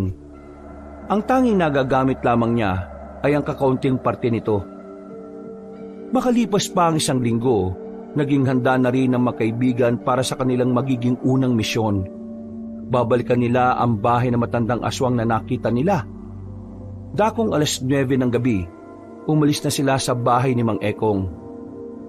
Mang Ekong, gaano nyo na po katagal ginagawa tong pagtugis sa mga aswang? Matagal na rin. Mula pa nung binata ako. Ito na rin pala ang naging buhay ninyo? Kaya pala sanay na rin kayo no? Tol, malapit na tayo. Manda ka na. Natanaw na rin nila ang nag-iisang bahay sa gitna ng kagubatan. May malakas na lampara doon kaya kahit na nasa malayo sila, ay kitang-kita nila ito. Hinugutan nila ang kanilang mga sandata. Nang ilang metro na lang ang kanilang distansya, nagtago na muna sila para magmasid. Mang Ekong, ano yung hawak ninyo? Langis. Dito natin malalaman kung may aswang sa paligid. May aswang ba rito? Hindi kumukulo ang langis eh. Ibig sabihin wala. Tara na. Nauna nang lumabas na pinagtataguan si Mang Ekong. Lumapit sila sa bahay. Napapatakip na lamang sila ng ilong dahil sa mga naaamoy nilang masangsang. Para bang mga nabubulok na daga. Dito namin nakita yung matandang lalaki. Diyan sa mismong lamesa na yan. Diyan niya nilagay yung hita ng tao. Dito mong aswang ang narito. Sa katunayan, hindi lang siya basta aswang. Malakas ang kutob ko na kakaibang aswang siya. Anong ibig niyong sabihin? Nararamdaman ng anting-anting ko na hindi siya pangkaraniwan. Itong mga ginagawa niya, parang libangan niya lang. Kailangan natin siyang paghandaan. Hintayin ba natin siyang dumating? Oo. Kailangan natin siyang paslangin. Lalo na't malaki siyang banta sa buhay ng mga tao. Nung mga oras na yon, bumalik na muna sila Robin.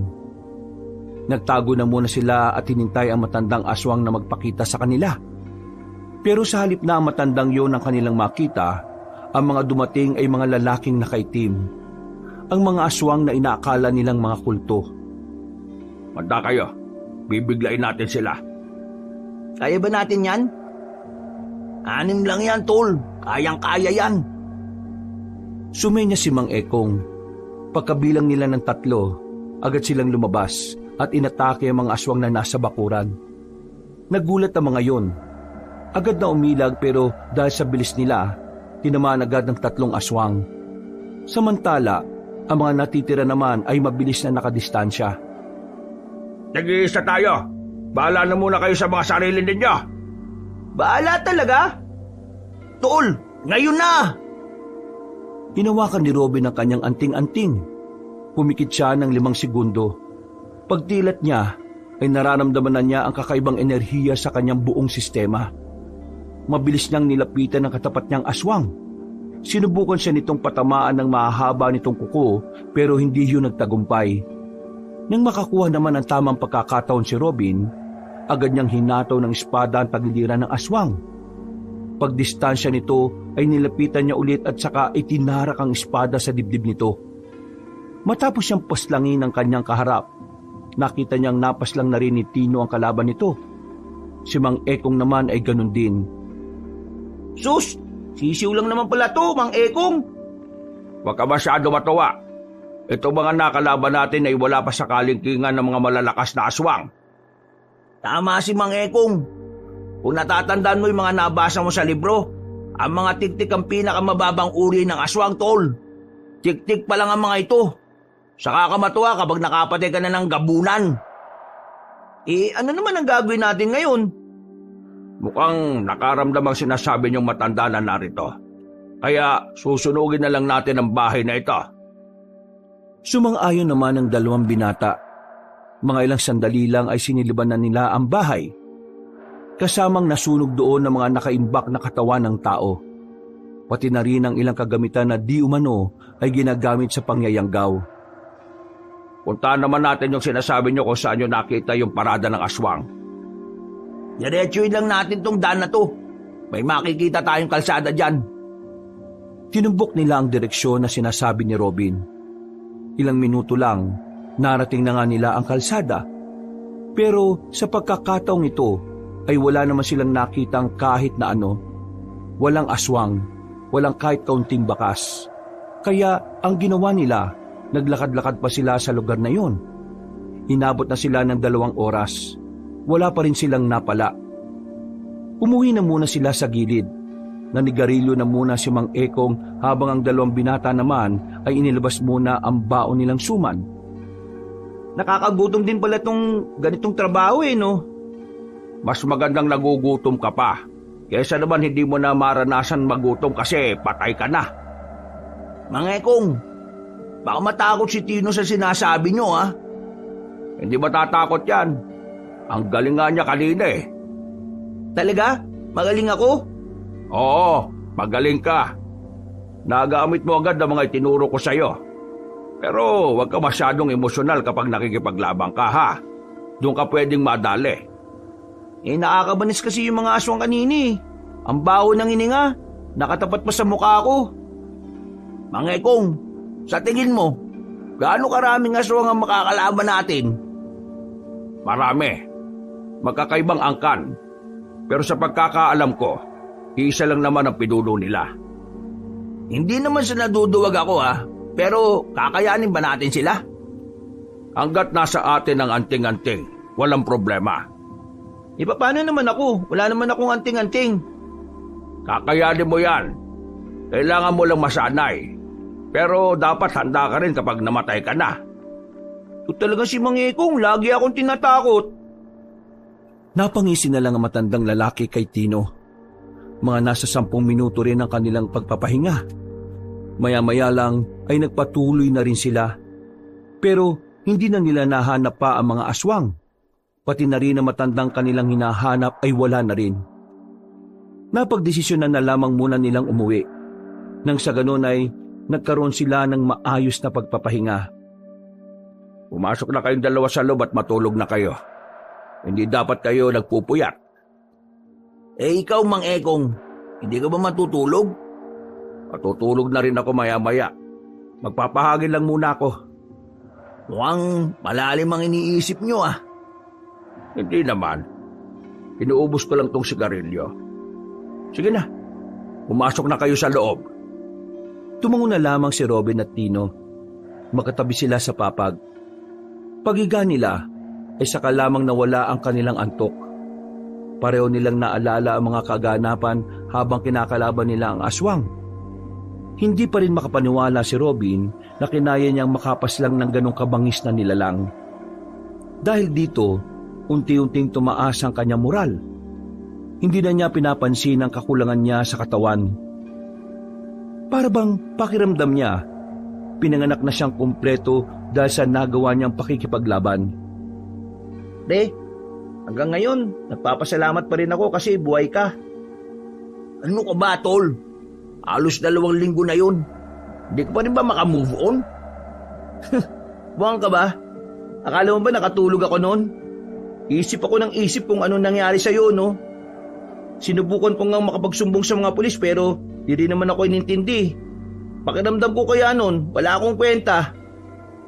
Sus, wag mo nga sabihin niyan, tol. Wala ka namang kasalanan sa nangyari. Kaya kita unang pinatakas kasi ayaw ko rin naman na mapahama ka. Tapos na yun, kalimutan mo na yun. Ang mahalaga, buhay ka at magkasama na tayo ulit. Ako pre, sa susunod na malagay na naman ang buhay natin sa alanganin. Hindi na kita iiwan. Ikaw ang bahala, tol. Gusto mo yan Lumipas ang 1 oras, muli na silang dinalaw ng antok. Mahimbing ang kanilang tulog, pero maaga silang ginising ni Mang Ekong. Ayon sa matandang lalaki, kailangan nilang pumunta sa kanilang baryo. May hinala kasi ito na doon na nagmamasid at umaaligid ang ibang aswang. Dahil sa ideyang ito, nagmamadali silang makaalis. Pagdating nila sa baryo ng Malolos, wala naman silang napapansin na kakaiba. Nilibot nila ang buong baryo at nasiguro nilang wala namang aswang na nakapaligid. Palagay ni Robin, masyado pang maaga kaya hindi pa nagpupunta roon ng mga aswang. Pero hindi sila naging kampante. Mga Ekong, doon na muna tayo sa bahay namin para patimplahan man lang kita ng masarap na tableya ng lola ko. Hindi ba nakakaya sa lola mo? Baka mamaya masungit ang lola mo Hindi naman yun masungit. Sa katunayan, pala kaibigan ng lola ko. O sige, mas maganda nga yan. Para habang nagpapalipas tayo ng oras nakakapagpahinga din tayo sa inyo. Sasabihin na rin ba natin ang tungkol sa pagiging manunugis natin? Wag na muna, tol. Pag-aalala lang si lola.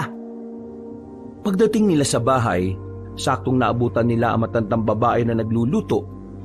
Napatingin ito sa kanila. Ngumiti ito kay Robin at agad na lumapit. Buti naman at natapos na rin ang pamumundok ninyo. Nagsikain na ba kayo? Nagluluto ko ng nilagang baboy. Hindi pa ako kumakain la. Saktong-sakto. Ang bango ng niluluto nyo, Aling Pasita. Nararamdaman ko kasi na darating kayo kaya nakapagluto ako. Teka, sino pala itong kasama ninyo? Siya nga pala la. Ito nga pala si Mang Ekong. Siya yung kasama naming mamundok. Magandang araw sa iyo. Pagtingin nila Robin sa matandang lalaki, nakita nilang nakatulala na lamang ito sa mukha ni Aling Pasita. Hindi nila alam kung bakit, kaya ang ginawa ni Tino ay tinapik ito sa balikat. Uy, Mang Ekong, kinakausap ka ni Aling Pasita. Maganda ka sa araw. Ibig ko sabihin magandang araw din sa iyo. Halika na kayo. Pasok na.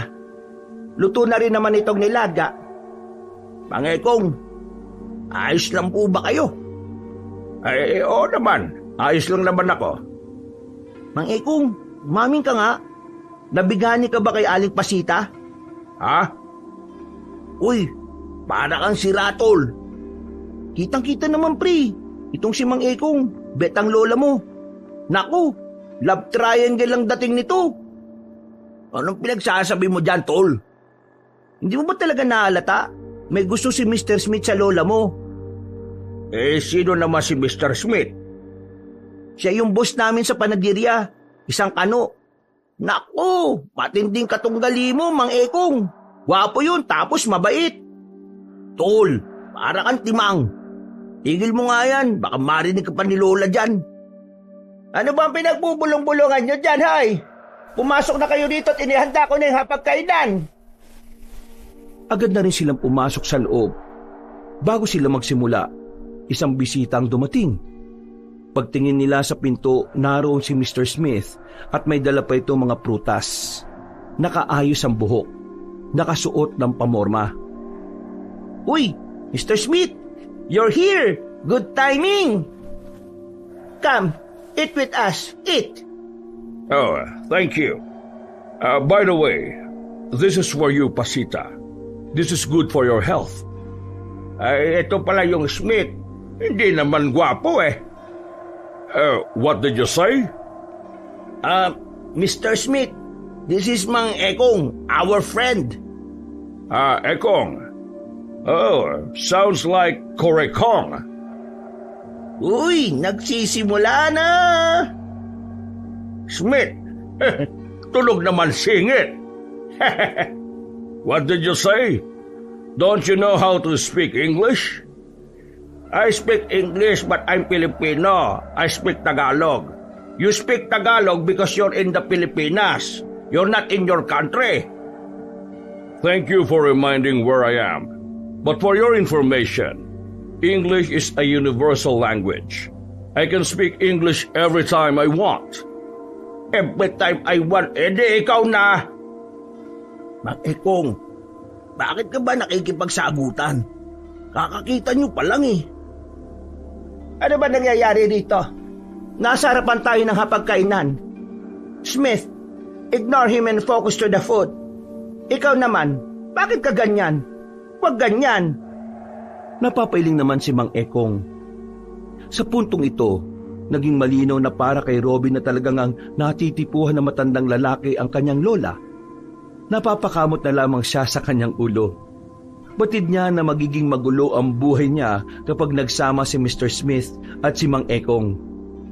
Napabuntong hininga na lamang si Robin, pero buti na lamang ay natahimik na rin ang dalawa. Natapos na mapayapa ang tanghalian nila. Maya-maya pa, nagpaalam na rin si Mr. Smith. Tumingin pa ito ng masama kay Mang Ekong. Ang lola naman ni Robin ay umalis na rin muna para puntahan ng kaibigan nito. Mami ka nga sa akin, Mang Ekong. Gusto mo ba lola ko? Ano? Gusto ko lola mo?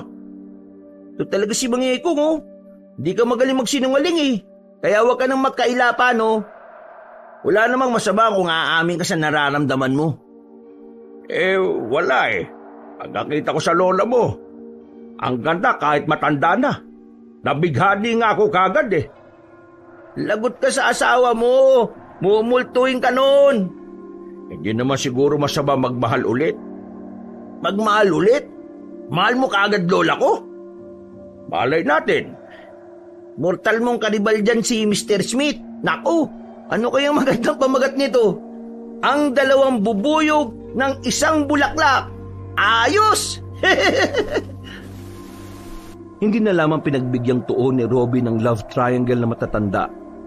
Dahil nang sumapit na ang kinahapunan, dito na muling naging seryoso ang lahat. Bago sumapit ang kinagabihan, muli nilang nilibot ang buong baryo. Nagmasid-masid sila sa mga taong naroroon. Lahat ng mga mukhang hindi pamilyar sa 2 binata ay binabantayan nila. Sa kasagsagan ng kanilang paglilibot, bigla nilang nakasalubong ang grupo ni Dorobo. Nawala ang ngiti ng mga iyon nang makita si Robin. Nanlalaki ang kanilang mga mata. Hindi makapaniwalang nasa harapan ng taong inisip nilang patay na. O ano? Gulat kayo, no? Teka, patay ka na, di ba? Oo, patay na ako. At itong nasa harapan mo ngayon ay isa na lamang multo.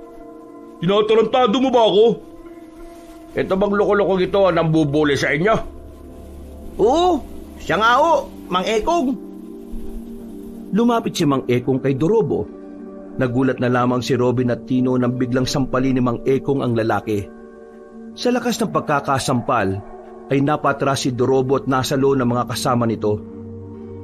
Rico, siraulo ka ba, tanda ka?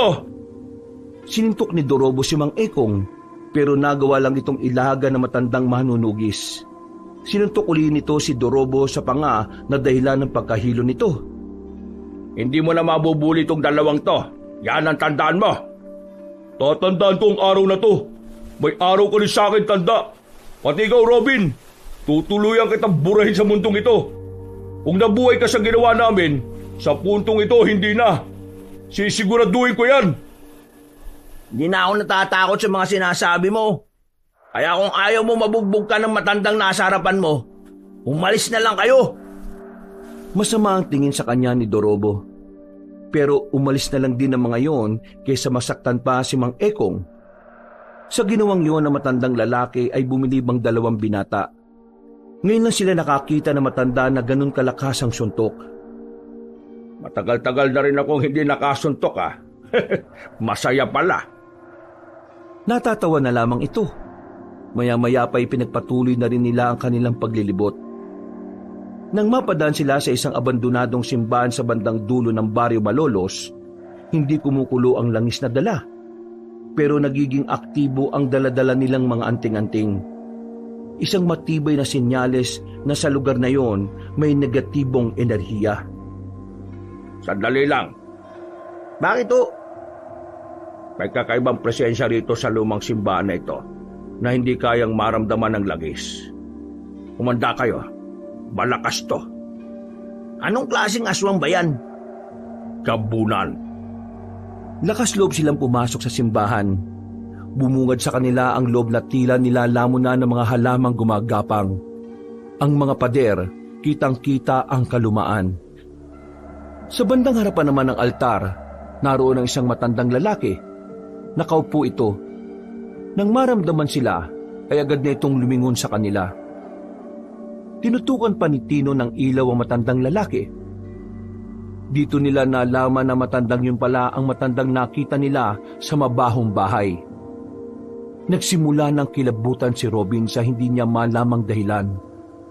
Kahit na gumagana ang anting-anting, namamayani pa rin sa kanya ang kakaibang takot. Magandang gabi sa inyo. Mabuti naman at napadalo kayo sa tahanan ng Diyos. Bakit hindi niyo ako samahan magdasal, mga kaibigan? Saan ka kumuha ng lakas ng loob para humarap sa Diyos? Diyos? Diyos ba ang ribultong yon? Simento lang yan na inukit. Ikaw ba ang pinuno ng mga aswang? Pinuno? Mali yata ang pagkakakilala mo sa akin. O baka sadyang hindi mo ako kilala. Kung ganon, sino ka ba? Hindi ako ang pinuno nila. Ako ang kanilang Panginoon. Panginoon? Sinasabi mo bang ikaw ang pinakamalakas? Depende. Kung gusto mong malaman, Bakit hindi mo ako subukan? Pwede naman. Simulan na natin ngayon. Pero hindi dito. Bilang paggalang na rin sa sinasamba niyong ribulto. Pagbabayarin kita sa pambabastos mo sa pinaniniwalaan naming Diyos. Sa kapatagan, sundan niyo ko! Lumundag na mataas sa matandang aswang papunta sa malaking bintana. Tumakbo yun na mabilis paalis. Dumagungdong na ang dibdib ni Robin. Hindi niya inaasahan na makakaramdam siya ng ganong klase ng takot. Buong akala niya, hindi na siya paghaharian ng pangamba. Pero nagkamali siya. Ito na ang laban na hinihintay natin, Robin, Tino. Alam ko natatakot kayo, pero kailangan niyong maging matatag. Lalong-lalo ka na, Robin.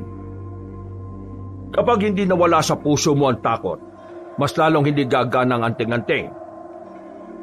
Tumango na lamang si Robin. Huminga siya na maluwag at saka lumabas na rin siya sa simbahan na yun. Nagmamadali silang nagtungo sa kapatagan na hindi naman kalayuan sa kanilang baryo. Naghintay doon na matandang gabunan. Bago tayo maglaban, gusto ko munang sabihin ang pangalan ko. Para kapag namatay kayo, alam niyo kung sino ang pumaslang sa inyo. Ako nga pala si Garing. Wala kaming pakialam! Mukhang malakas ang loob mo, bata. Alam mo ba kung bakit hindi ko na kayo hinabol nung gabing yon? Kasi, inisip ko na wala namang kayong kwenta. Lalong-lalo ka na. Pero ngayong nandito ka, wala ka ng kabilang braso. May lakas ka palang loob na talaga sumama sa ganitong uri ng laban? Kabila lang naman ang wala sa akin. Meron pa akong isa. At hindi naman ito nakakaadlang para pigilan ng masasama mong balak. Sige, tingnan natin kung ano magagawa ng antingerong bagito na may kulang pa sa katawan. Padaldal ka rin, ano? Simulan na natin to! Teka. Kailangan pa ba ako dito? Agad na pinagganan ni Robin at Mang Ekong ang kanilang anting-anting. Umilaw ang mga yon at saka nagkaroon sila ng kakaibang bilis. Sabay nilang inatake ang matandang si Garing. Pero nagawa nitong ilaga ng unang atake nila. Tinatawanan lang sila nito. Tila nilalaro lang ang laban na yon. Iyan na ba ang kapangyarihan ng anting-anting nyo? Palahimik ka! Nagsisimula pala tayo! Muling inato ni Mang Ekong ng espada ang kanilang kalaban. Pero nakaiwas pa rin yon. Hindi naman nagpahuli si Robin. Tumalon ito na mataas. Nakakuha ito ng tamang pagkakataon. Tinamaan niya ng espada ang tagiliran ni Mang Garing. Pero wala yung talab. Hindi man lang yun nasaktan. Ako naman! Kinabigla ni Mang Ekong ang pagsulpot na matandang aswang sa gilid niya. Nahawakan ang kanyang kamay. Naagaw ang espada at sinuntok siya ng malakas sa sikmura. Tumilapon si Mang Ekong. Aatake ulit sana si Robin pero naunaan siya ni Mang Garing. Hinablot siya. Binalibag sa may puno at saka itinapon ang espada sa kung saan. Kinabahan naman si Tino nang tumingin sa kanya ang gabunan. Ikaw na ang susunod na mababalian ng buto! Akala mo natatakot ako sa'yo? Manda ka sa akin! Tumakbo palapit kay Mang Garing si Tino. Paghagupit nito ng hawak na itak, nahawakan siya ng gabunan sa liig. Pwersado siyang binalibag nito sa lapag. Dahilan para hindi agad makatayo ang binata. Hindi pa ako nagsiseryoso pero lahat kayo nakahiga na. Paano nyo ako mabibigyan ng magandang laban kung ganyan kayo? Huwag kang magpakampante. Wala pa tayo sa kalahati ng laban. Muling ginamit ni Mang Ekong ang anting-anting. Sa kanyang kakaibang bilis at lakas, nagawa niya makalapit at makapagpadapo ng malakas na suntok. Tinamaan niya sa panga si Mang Garing. Sa lakas ng suntok ay bumalandra ito. Sa pagkakataong yun, naramdaman ng gabunan ng lakas ni Mang Ekong. Pagtayo nito, inayos-ayos pa nito ang panga. Ha? Hindi na masama, ha? Malakas ka rin naman pala eh. Ang dami mong satsat! Gamit ang kaliwang kamao, sinuntok din ni Robin ang matandang gabunan. Tinamaan niya naman yon sa tagiliran. Dahilan para sumuka ng dugo ang kanilang kalaban. Hindi pa nakontento si Mang Ekong at Robin. Sabay nilang inatake ang aswang habang hindi pa ito nakaka-recover. Tadyak, sipa at siko ang binigay nila sa gabunan. Bugbog ang inabot ni Mang Garing. Napalood na nga ang isang tuhod nito. Magaling! Magaling! Mahusay kayong dalawa. Ngayon ko na lang ulit naranasang mabugbog sa haba ng pananatili ko rito sa mundo. Ngayon, nakakasiguro na ako mabibigyan niyo nga ako ng magandang laban. Umitim ang lahat ng katawan ni Mang Garing. Humaba naman ang buhok nito at naging kulay puti. Naging maskulado ang katawan. Kumuba ang likuran pero bahagyang tumangkad. Robin, maganda ka. Yan ang tunay niyang anyo. Andang-anda na po ako. Muling umilaw ang kanilang anting-anting. Ramdam na ni Robin ang enerhiyang dumadaloy sa kanyang mga ugat. Maya-maya pa, nagpatuloy na nga ang laban. Umatake ang gabunan. Sa sandaling ito, naramdaman nila na mas lumalakas ito kumpara kanina. Tila nawala ng saysay ang bugbog na ginawa nila dahil muli itong lumakas. Ayan na! Hindi na nabantayan pa ni Robin ang galaw ng kanilang kalaban. Naramdaman na lamang nila ang mabigat na kamao sa kanyang tagiliran. Dahilan para mamilipit siya sa sakit. Buti na lang talaga, suot niya ang anting-anting kaya nagagawa niya pang makabangon. Agad na dumistansya si Robin. Bigla na lang siyang hiningal ng dahil sa nangyayari. Habang si Mang Ekong naman, sinusubukang patamaan ang kanilang kalaban. Ang kaso nga lang, tila kalkulado na ni Mang Garing ang kanilang mga galaw. Pahihirapan ko kayo hanggang sa magmakawa na kayo para sa mga buhay ninyo! Nahuli ni Mang Garing si Mang Ekong. Pagsuntok ng gabunan sa balakang ni Mang Ekong ay narinig nila ang paglagutok ng buto. Naapasigaw na lamang si Mang Ekong. Bumagsak agad ito sa lapag at ininda ang pagkabali ng kanyang balakang. Ano? Matanda ka na nga! Kaunting sagi lang nabalian ka na. Mukhang wala naman ako mapapala sa'yo Kailangan ko na yatang ito ng atensyon ko sa lalaking ito. Humarap si Mang Garing kay Robin. Naramdaman ni Robin ang nabubuhay na kaba sa kanyang dibdib. Pero pinipilit niyang alisin yon sa kanyang kalooban. Muli siyang nagsagawa ng matinding konsentrasyon. Hanggang sa mga oras na yon, kakaunting parte pa lang ng anting-anting ang nagagamit niya. Hindi niya pa rin nailalabas ang pinakakapangyarihan nito. Paglingon ni Robin sa kanan niya, nakita niyang naroon na bigla ang kalaban niya. Alerto siya sa mga sandaling ito, kaya matagumpay niyang naiwasan ang suntok ni Mang Garing. Pero hindi siya naging kampante. Pinag-aralan niya ang bawat galaw ng gabunan. Pero nahihirapan pa rin siya. Pabago-bago kasi ang estilo ni Mang Garing. Wala ka na bang ibang gagawin kundi umiwas? Mag-iingat ka, Robin! Nababasa niya ang mga galaw mo! Si Robin naman ang umatake. Magkakasunod na suntok ang kanyang ginawa pero tinatawanan lang siya ni Mang Garing. Umiilag-ilag lang din ito sa kanya. Kaya ang ginawa ni Robin, bigla na lamang siyang huminto. Nagtaka naman ang gabunan kung bakit. Nang mawala sa depensa si Mang Garing, saka siya lumapit ulit. Naging matagumpay ang pagsira niya sa konsentrasyon ng kanyang kalaban. Isang malakas na suntok ang kanyang ginawa. Pinadapo niya yun sa dibdib ni Mang Garing. Yun ang naging dahilan kung bakit napagtanto ni Robin na kaya niyang talunin ang aswang na yon. Nakita niya kasing nasaktan si Mang Garing sa ginawa niya. Anong problema? Bakit bigla ka yatang nagseryoso?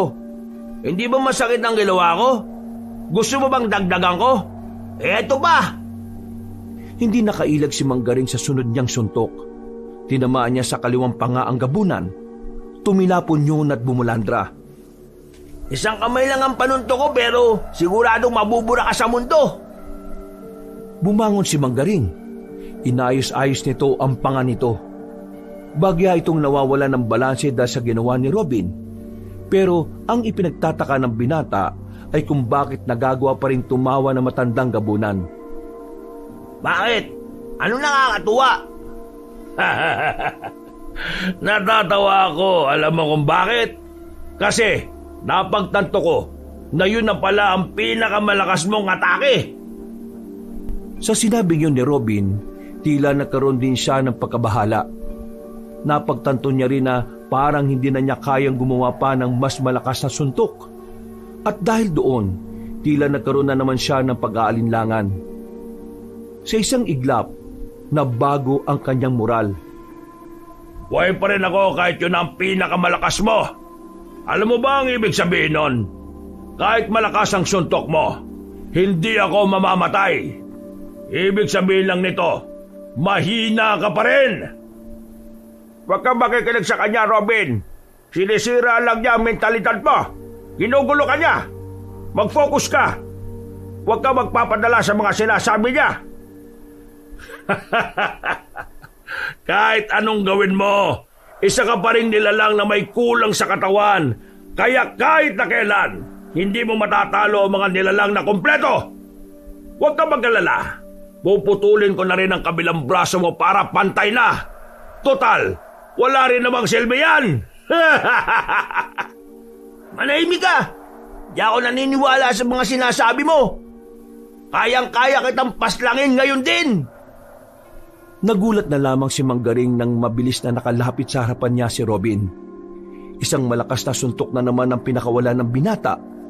Sa puntong ito, napahiga na si Manggaring, namimilipit sa sakit. Si Robin naman, agad na kinuha ang espada ni Mang Ekong. Sa puntong ito, handa sana niyang tapusin ang kanyang kalaban, ang kaso nga lang, isang putok ng baril ang narinig nila. Tinamaan ng bala si Robin, at ang balang yon ay nanggaling mula kay Dorobo na nasa gilid. Sa balikat ni Robin bumaon ang balang yon, dahilan para mawalan siya ng porma. Sinabi ko naman sa'yo, di ba? Makakabawi rin ako sa'yo. Pero uunahin muna kita kasi visit na visit ako sa'yo. Itigil mo na to. Hindi mo alam ang ginagawa mo. Hayaan mo akong tapusin ng aswang na yan. Aswagin mo mukha mo. Patay na yan, kaya ikaw naman ay susunod ko. Hindi to tungkol sa idwaan nating dalawa. Tungkol ito sa kapayapaan ng lahat. Umalis ka dyan. Wala akong pakialam sa sinasabi mo. Papatay na kita ngayon. Nang idikit na ni Dorobo ang daliri sa gatilyo, naramdaman na lamang nito na bumangon si Manggaring sa likuran. Akmang sasakmalin sana si Dorobo pero mabilis itong tinulak ni Robin. Kaya ang nangyari, si Robin ang nadali ng kagat. Natapyas ang kaliwang balikat niya, habang ang kanang balikat naman ay may tama naman ng bala. Sa mga pagkakataong ito, bumaliktad na naman ang ihip ng hangin. Nakabangon muli si Manggaring.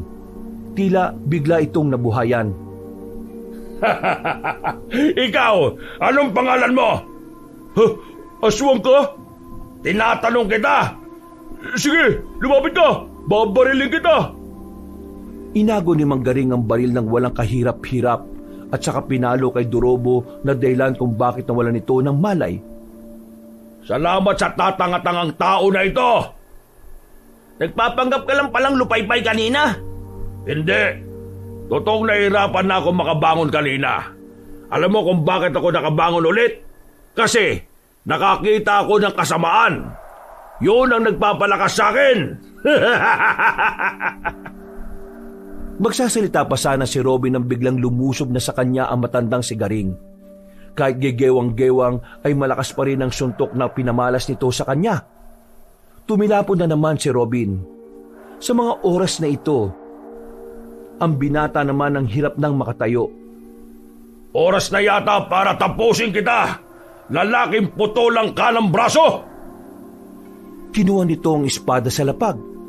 Nang makita yun ni Mang Ekong ay nagsisigaw ito sa galit. Pero wala itong magawa.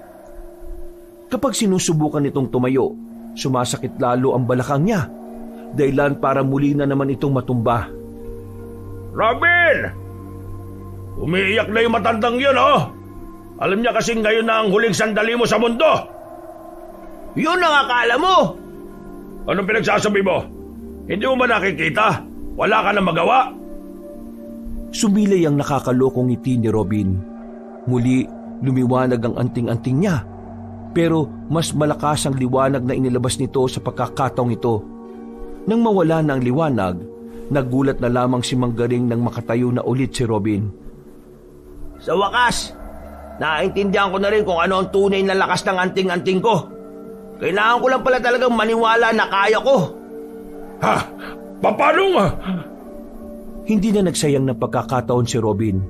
Ginamitan niya ang kapangyarihan ng anting-anting. Umilaw ang kanyang mga mata. Nagkaroon naman ng kuryente ang kanyang kaliwang kamao. Nang isuntok niya yon kay Manggaring, nagtunugan ang mga buto nito. Isang suntok lang ang ginawa niya pero namuti na ang mata ng gabunan. Agad-agad na bumalik ang anyo nito sa dati bilang isang pangkaraniwang matanda. Isang suntok ka lang pala gabunan eh. Nagawa mo, Robin! Nagawa mo! Nilapitan ni Robin si Mang Ekong. Hinawakan niya ang balakang na matanda. Pumikit ito sandali. Pagdilat nito, nawala na ang bali sa balakang na manunugis. Hindi makapaniwala si Mang Ekong na mataas na ang level ng panggagamot ng tunay na kapangyarihan ng anting-anting. Napagaling mo ko. Tunay nga. Yan ang totoong kapangyarihan ng anting-anting. Ngayon natalo na natin ang Panginoon ng mga aswang. Oras na para ubusin naman natin ang iba pa. Umalis na rin sila sa lugar na yon. Hinayaan na lang nila si Dorobo na walang malay doon. Sa parehong gabi, hinanap nila ang mga aswang. Dahil sa kapangyarihan ng anting-anting ni Robin, madali nilang natutunto ng mga yon. Inisa-isa nila ang mga angkan. Inabot na sila na madaling araw kakapas lang sa mga yon. Pagsapit naman ng umaga, tuluyan na nga nilang natalo ang mababangis na nilalang. Lumipas ang 2 linggo. Nakarecover na rin sila sa mga nangyari. Wala na ang mga aswang. Wala nang problema. Ang tanging iniisip na lamang ni Robin ay ang 3 matatanda. Do you like my pasita? Are you serious? You're a stranger. Then now, you're here saying that you like my pasita? May pasita ka dyan. Hindi pa kayo, no? Kaya may pag-asa pa ako. Mr. Smith, sorry, my bet is Mang Ekong. Ako, lumabang kami sa aswang kasama nitong si Robin. Niligtas namin ang buong probinsyang ito. Eh ikaw, anong niligtas mo? What do you can do to the Barrio Malolos? What? What did you say? Ewan ko sa iyo, bungol. I'm not bungol. Stop it! Stop fighting in front of the food! Ang kukulit ninyo. Yari kayo ngayon. Nanahimik na rin ang 2 matandang lalaki nang makita nilang naaasar na sa kanila si Aling Pasita. Si Robin naman ay umiiling-iling na lamang dahil sa nangyayari. Ilang araw na rin kasing pinagtatalunan ni Mang Ekong at Mr. Smith kung sino sa kanilang 2 ang magiging nobyo ni Aling Pasita. Ganun pa man, masaya na rin ang binata. Kahit araw-araw pang maging maingay ang pamilyang yon, ang mahalaga naman sa kanya ay nasa ligtas na sitwasyon na ang lahat. Walang panganib, walang gulo, at higit sa lahat, wala ng mga aswang na manggugulo sa kanilang lahat. Wakas,